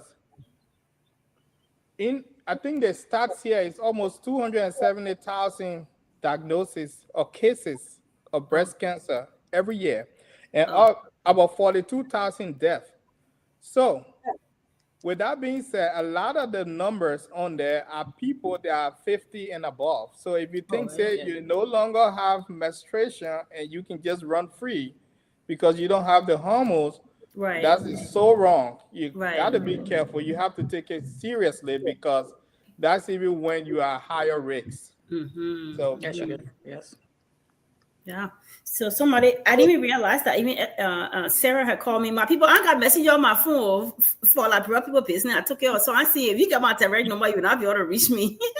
But yeah, so tell me, let me come in quick because please. I mean, this program is so important. I'm sitting here trying to develop some kind of awareness program in my head. Johnny, Probably I'm after here through I'm sorry. working with. I got it. Let's take the call real quick, That Johnny. call, You can call. tell me. I got Yeah. another call too. After you miss a number, I have a call from Canada. Okay, go ahead, Sarah. Yeah, I heard Quita talking about, some of the care she have to go through after she, she being free from cancer and stuff like that. I want to ask, is diet part of that too? Because I have a friend who's battling cancer right now, and she's on a diet, and that diet is kind of really, really making a difference. So I don't know. I just want to find out whether that diet is part of, some of the remedy for that. Thank you. I think Ms. Simmons alluded to that too, but thanks, Sarah. Yeah. Diet. Okay. Any of you can take it, I guess. Diet. Or you want to do the book question together? Yeah. Let me bring this one caller. Okay. Let me bring one. So you're on speaker, your name and where you calling from, your question or your comment. Thanks, Telvi. My name is SB Don. I'm calling from Toronto, Canada. I just joined the show about 10 minutes ago. I saw the flyer yesterday, the promotion for the show, but I knew I wasn't going to be able to make it in time because of my work schedule. But I just wanted to come on, first of all, to say thanks to all of you for such a wonderful show, wonderful discussion, something that is very important for our community. Most often as Liberians, we usually, have a reactionary tendency to our health, to pretty much a lot of things that concern our lives. And, we're not usually accustomed to being, taking preventative measure. For me personally, this conversation, topic at hand, discussion is very personal to me because, like my sister Quita, who I'm just seeing for the first time. By the way, God bless you. Your story is inspiring, and you seem to be a wonderful woman. Listening to your husband come on here and just share his thoughts, I think these are the kind of things that you really inspire people in our community. So I want to applaud you for, taking your vulnerability. I can't even speak. Don't talk it to water. We'll put you on. They will clip that video. But being vulnerable and coming out here and putting your personal life story, I think is something that we don't do often. For me personally, I lost my dad to pancreatic cancer, and just recently in 2015, and just recently last August, I lost one of my brothers to lung cancer. For his case, he was he was a early smoker. He smoked a lot growing up as a young person, all the way into his adult life. But for my dad, he had a triple bypass surgery years prior to when we found out he had cancer. So, we took him yearly for his checkup with his cardiologist, and his health, really started to deteriorate. And, people in the family were saying, it's probably, issue with his heart and stuff like that. And with my background in pharmacy and working at Princess Margaret Hospital, one of the top oncology centers here, I had my suspicion. I wasn't sure, obviously, but I had my suspicion that, it could be something that was related to cancer. And my dad was very private with his health. Like, we would go to the doctor, and believe it or not, the old school parents, my dad would make you sit outside in the waiting area with the doctor one-on-one. Yeah.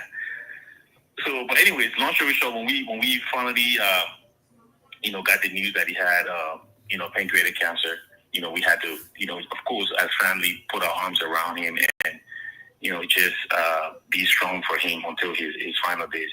The same thing with my brother. He was a junior to my father. They looked identical, same height and everything. He never told us either. And he was extremely private with his health, with everything. Again, when we found out, we had to do what, every family would do and try to be there for him. But I just want to say, to all of the young people out there that, cancer has no boundaries, and it can come at you at any time. And so for me, I see my doctor twice a year because I know it's something that is within my family. And I had a brother who's a survivor of prostate cancer. So I have to go to the doctor as a young man, a confident young man, and I have to lay it on that bed, and the doctor comes in and play with my testicle like the sister Ivy was saying. You use the hand to search for any physical signs or anything that may be unusual. So I'm a young man. This is probably the most uncomfortable thing that I do twice. I'm telling you, it's not fun. It really strips you of your manhood in some sense. But I guess with my background in healthcare and understanding what's at stake, I have to go there and sit on that bed, take my pens down, and the doctor come there, and he would do his normal checks. And I know a lot of the young people in our community, or just people in general, these are things that they don't feel comfortable doing, and we take it for granted. We sit home, we have a good time, we go out, we hang out with the boys, we hang out with the girls, and then we come home and do it all over again. And we need more of this show, because these are things that are eye openers to our community, and how you can take control of your health. A lot of times, Selvi, you see our exercise and I'll post a video online, and people will come on there sometimes, they will joke around and say, "Oh, he's showing up and stuff." No, it has nothing to do with that. It's just one of the ways that we try to encourage people to take control of your health. Exercising is very important. Exercising helps, regulate the hormones and estrogens in your body. It helps boost your immune system. Little things that can help, prevent your body from fighting against itself. I think I heard someone asking earlier about dieting. Yes, dieting is also important. I tell people all the time, we have our foods that we eat as Africans, as West Africans, but sometimes it's also good to change your routine, your eating habits. Take certain things out of your diet. When your body would never lie to you. Your body would never lie to you. When there's anytime there's something unusual about your body, you would know. And I say this to people all the time. People will go see the doctor, and they will come home from seeing the doctor, and they will say, "You know what? I still don't feel good." So then I will ask them the question: did you tell the doctor this, or did you tell the doctor that? Most times people go to the doctor, they just sit there and listen to what he tells them, and then they leave. Okay. And then they leave. Oh. So you have to be, very cognizant of the signs that your body provides to you, and you gotta take the initiative to say, "You know what? I don't believe everything is right, because how I'm feeling or what I felt today or last night is it was something that I've never experienced before, and you got to follow up on it." Sure. Take initiative of your health, and just know that as you get older, your body is not always going to be the same. And so it's very important to always be on top of how you feel. If you see anything unusual or feel anything unusual, follow up on it. Don't take anything for granted. So thank you guys for such a wonderful, wonderful, wonderful show. We need this in our community. I hope, Telvi, this is something that you would do often, because I think it would help a lot of people. It would change a lot of lives. Thanks to all of you. Sister Ivy, I met you once in Philadelphia. You probably won't remember, but I met you once, and we briefly spoke. It was a pleasure meeting you, and I just want to say thank you to everyone else on the panel today who are here providing great information to people within our community, and God bless you all. Thank you very much. Thank you. All So are right. you a member of Abby Tyler's Healthy Living page? Yes. So I think Sarah had a question about food and diet, and then if anybody want to add to what SB said, you guys have said a lot, and then we'll probably do closing thoughts. And I think Joni had a question before we even, but I'll let you guys go first. Let him address those, and Joni can come in, please. I think you guys talk about the food, I think right? we answered that question with the weight and all that. Yes, diet, any illness. Yeah, we most talked of about the that already. illnesses, you have to regulate what you eat. It's not about what you eat; it's how much you eat. So if that can answer a lot of the questions, like the gentleman said, Liberian, we get caught up and we just eat it for life. You have to switch around a little bit, and if it's not working for you, try to switch it up. Yeah. You can also eat. You can also eat your Liberian food, but you can eat it, make it healthier. there are ways in which you can still make your Liberian food healthier and eat your food. You, instead of eating the rice every day, you can either eat bulgur wheat or switch it to something quinoa or something. So because the thing is sometimes hard to change something, but the change make little changes. And also you have to eat a lot of vegetables and stuff. It's not like you said it's how much, but it's also what you eat. Because you don't sit all day and just eat a pack of Cheetos or chips every day and expect you to be okay. You have to change your choice of food. You have to have more green leafy vegetables and more protein rather than eating like going to McDonald's or doing those kind of things. So that all can also affect your health if you're doing every part of your health, not only cancer, but also your heart health and everything else can be affected by what you eat. Thank you. And can I add this? Go ahead. Can I add this? For the people in Liberia, maybe it's a blessing because a lot of the food we eat in Liberia are organic. You know, I think that helps a little bit. And again, our Liberian women do breastfeed. Here, a lot of people don't breastfeed. That's a risk factor. If you don't breastfeed, just to add that to the conversation. But that's a good thing that our Liberian women do breastfeed. But not everybody, not all babies latch on to. So people feel guilty about that. Not every baby can latch on to the nipple effectively too. So sometimes some people cannot. We encourage it. Yeah. So, Joni, did you have a question for our nurses? No, not really a question. I'm just, I was just thinking. I mean, smack me right on the head, please. Put me in check, please. Thank you, Abby. I didn't say anything of that, but no, please correct me. It's just so easy to say nurses. Nurse practitioners, these people work so hard. They study harder than even me. Hard. So please, I respect you guys. Thank you, Abby. Go ahead. No, I mean, I respect all of them, and I was just thinking about all the things they're explaining. I'm sitting here. How can such very good information reach to as many women in Liberia, in villages and towns? I mean, I'm sorry I've been repetitive, but that's what I've been doing over the last 15, 20 years. So, and I've seen a lot of things that really bothers me. I don't have the means to help, but I always hope that whenever I had the opportunity to do such thing and find people that we can collaborate to make sure our sisters and mothers in the hard to reach communities have some information like this that will do more preventive things than curative, because curative is always is almost unavailable, is almost not present. But if they can do anything possible to prevent themselves, good. Even in the high schools, if we can find a way to have some kind of high school cancer preventive club for high school kids to begin to discuss it, have a small lecture book or Sunday guide that we meet once a week and discuss what to do about preventing themselves and taking actions. I mean, it will help us in Liberia while we're waiting for the big money to have more equipment in the hospitals. Because I know very well that all the hospitals in Liberia in the counties may not have the kind of equipment that we're talking about to diagnose cancer and the rest of it, but we can be more preventive. So thank you all. You guys are patriots. You guys are nationalistic. When we're kind of talking about nationalism and being patriotic, I think the health workers are the ones that we also see. We must also always see as the most patriotic and nationalistic people in the world. So thank you so much. I appreciate you. And I hope that through you, we can work up something, if it's possible, with some high school kids in the interior, in rural parts, to begin to get educated and be aware of the body, their body work, how they can prevent themselves from coming in contact with cancer, or how to do things to, prevent themselves and the rest of it. But I appreciate this program. Hope we can talk more about this in the future. So Johnny, not through me.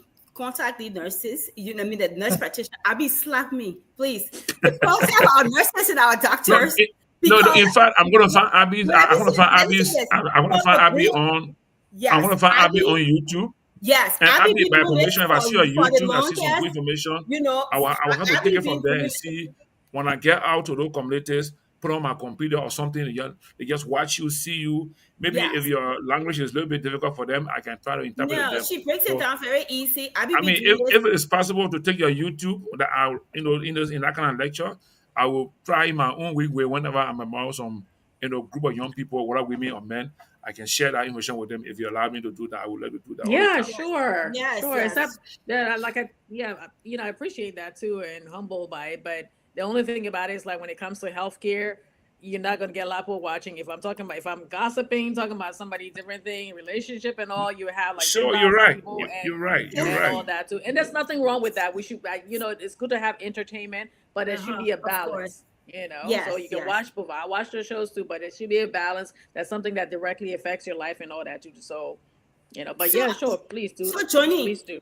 what I was saying, Abby, please drop your link in the thing there. But a lot of people know about your show. I know I share your show a lot. So even share in our local library community organization, a WhatsApp group. So drop your stuff in there. So if you don't mind, just one of your shows, and they can follow your YouTube channel and your Facebook page.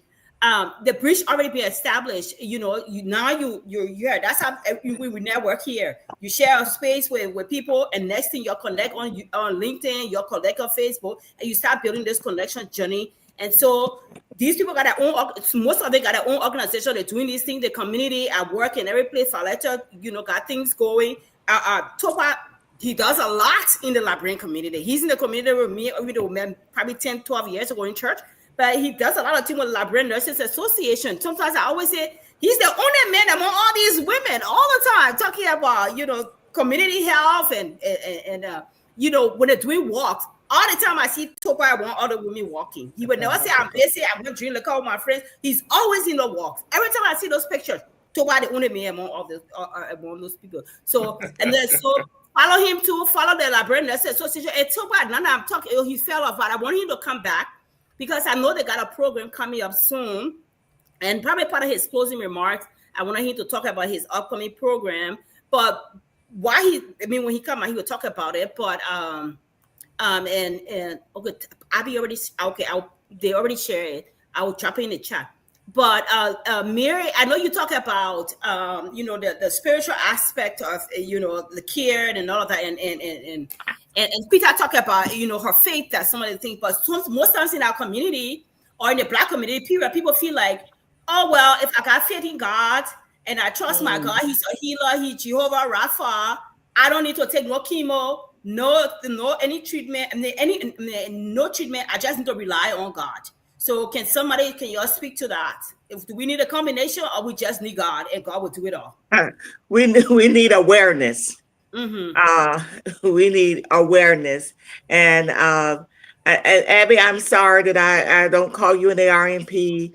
I'm not an ARNP yet, but I do have my master's in health service administration, and I am a doctorate of evangelism, and all of those things in the spiritual right now for me. It's all about helping people to understand that your body is a temple. And if we don't take care of our bodies, we don't take care of the temple is going to fail us. It's really going to fail us.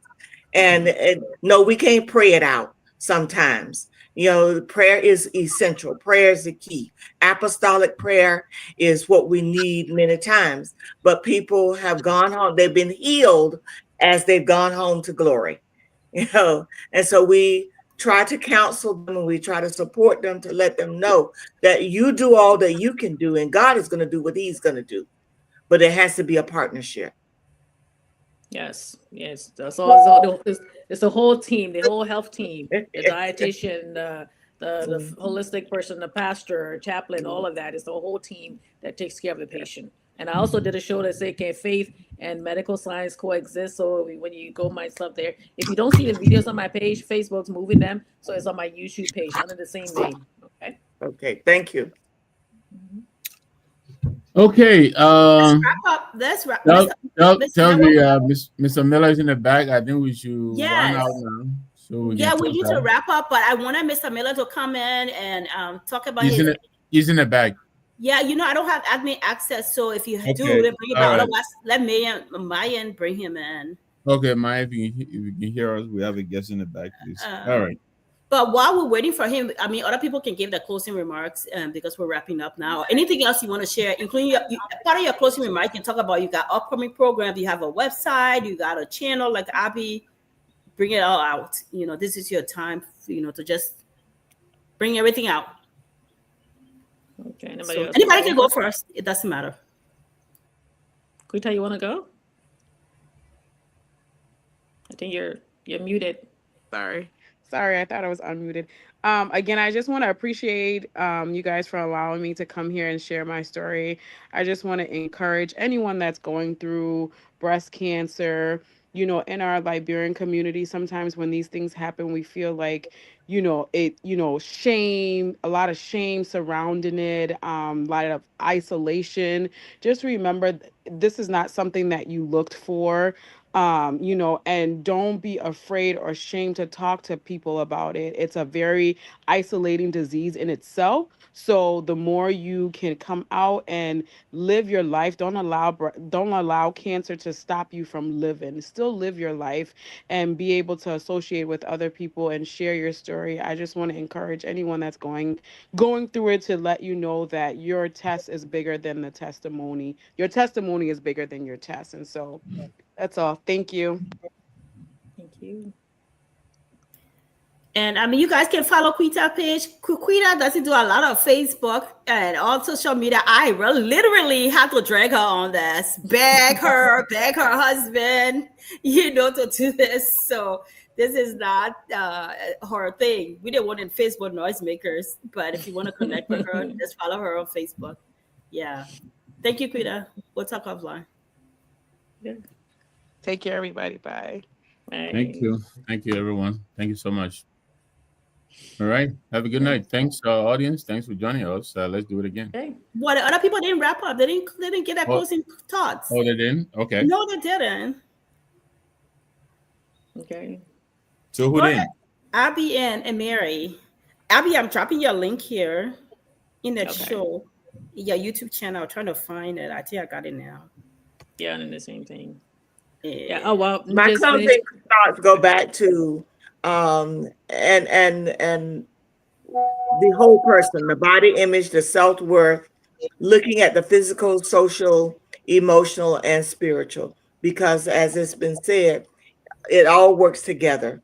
And so once that you have been diagnosed, your faith, your personal relationships, support groups, and restoration, and having, and I applaud Quita's husband for coming on and saying what he did for her, because not every woman has that. And so hopefully some people in radio land heard him and say that I'm going to step up if they're in that situation. I see that I need to step up. Thank you. Thank you. Alrighty. My closing, like I said, thanks for having me on the show. Is there a call, Tavina? Okay. Alrighty. Just gonna end it because this is awareness. Benefits of early care. I'm just gonna go over a couple of points here. A benefit of identifying breast cancer in its early stage often provides a wider range of treatment options, including less aggressive interventions and increased chances of successful outcomes.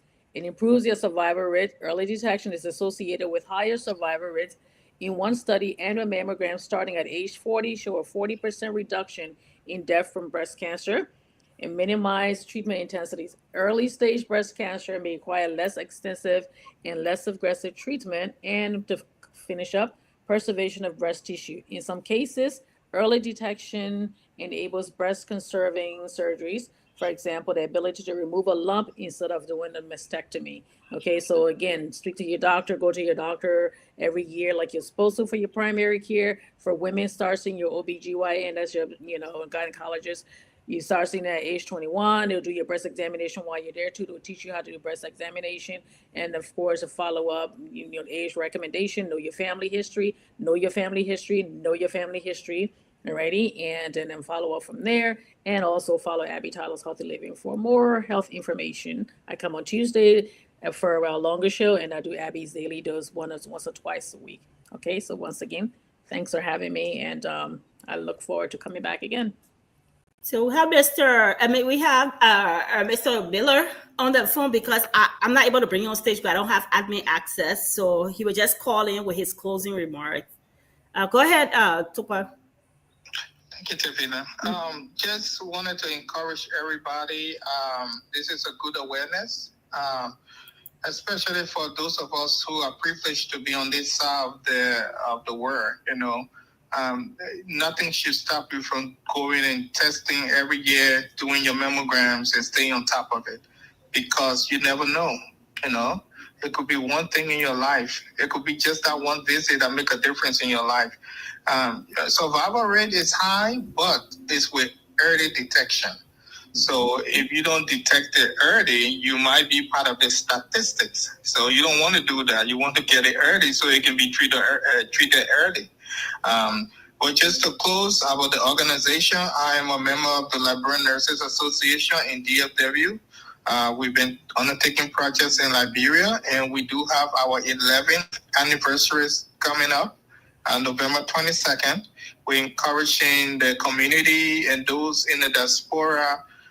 We have a webpage, it's lnadfw.org. You can get on there, you can donate. You can, if you're in the local area, you can attend the program. Like I said, the project is, we are taking on a project for the maternity unit at Peabody Hospital. Our goal is to raise at least $14,000 to $15,000 so that we can be able to renovate the entire maternity wall. And we've done projects in different hospitals across Liberia. This is about, I think, our 5th hospital now that we are helping. So we are a little group, but we are big. We have big hearts. So we're trying to get everybody on who can help to promote this. Somebody got me on. Yeah, they brought you. Yay! Now the people can see who's talking. You hear me?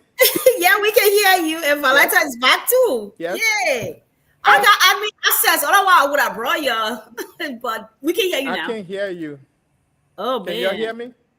We can hear just you. Give me thumbs up. If you can hear me, I'll just continue to talk.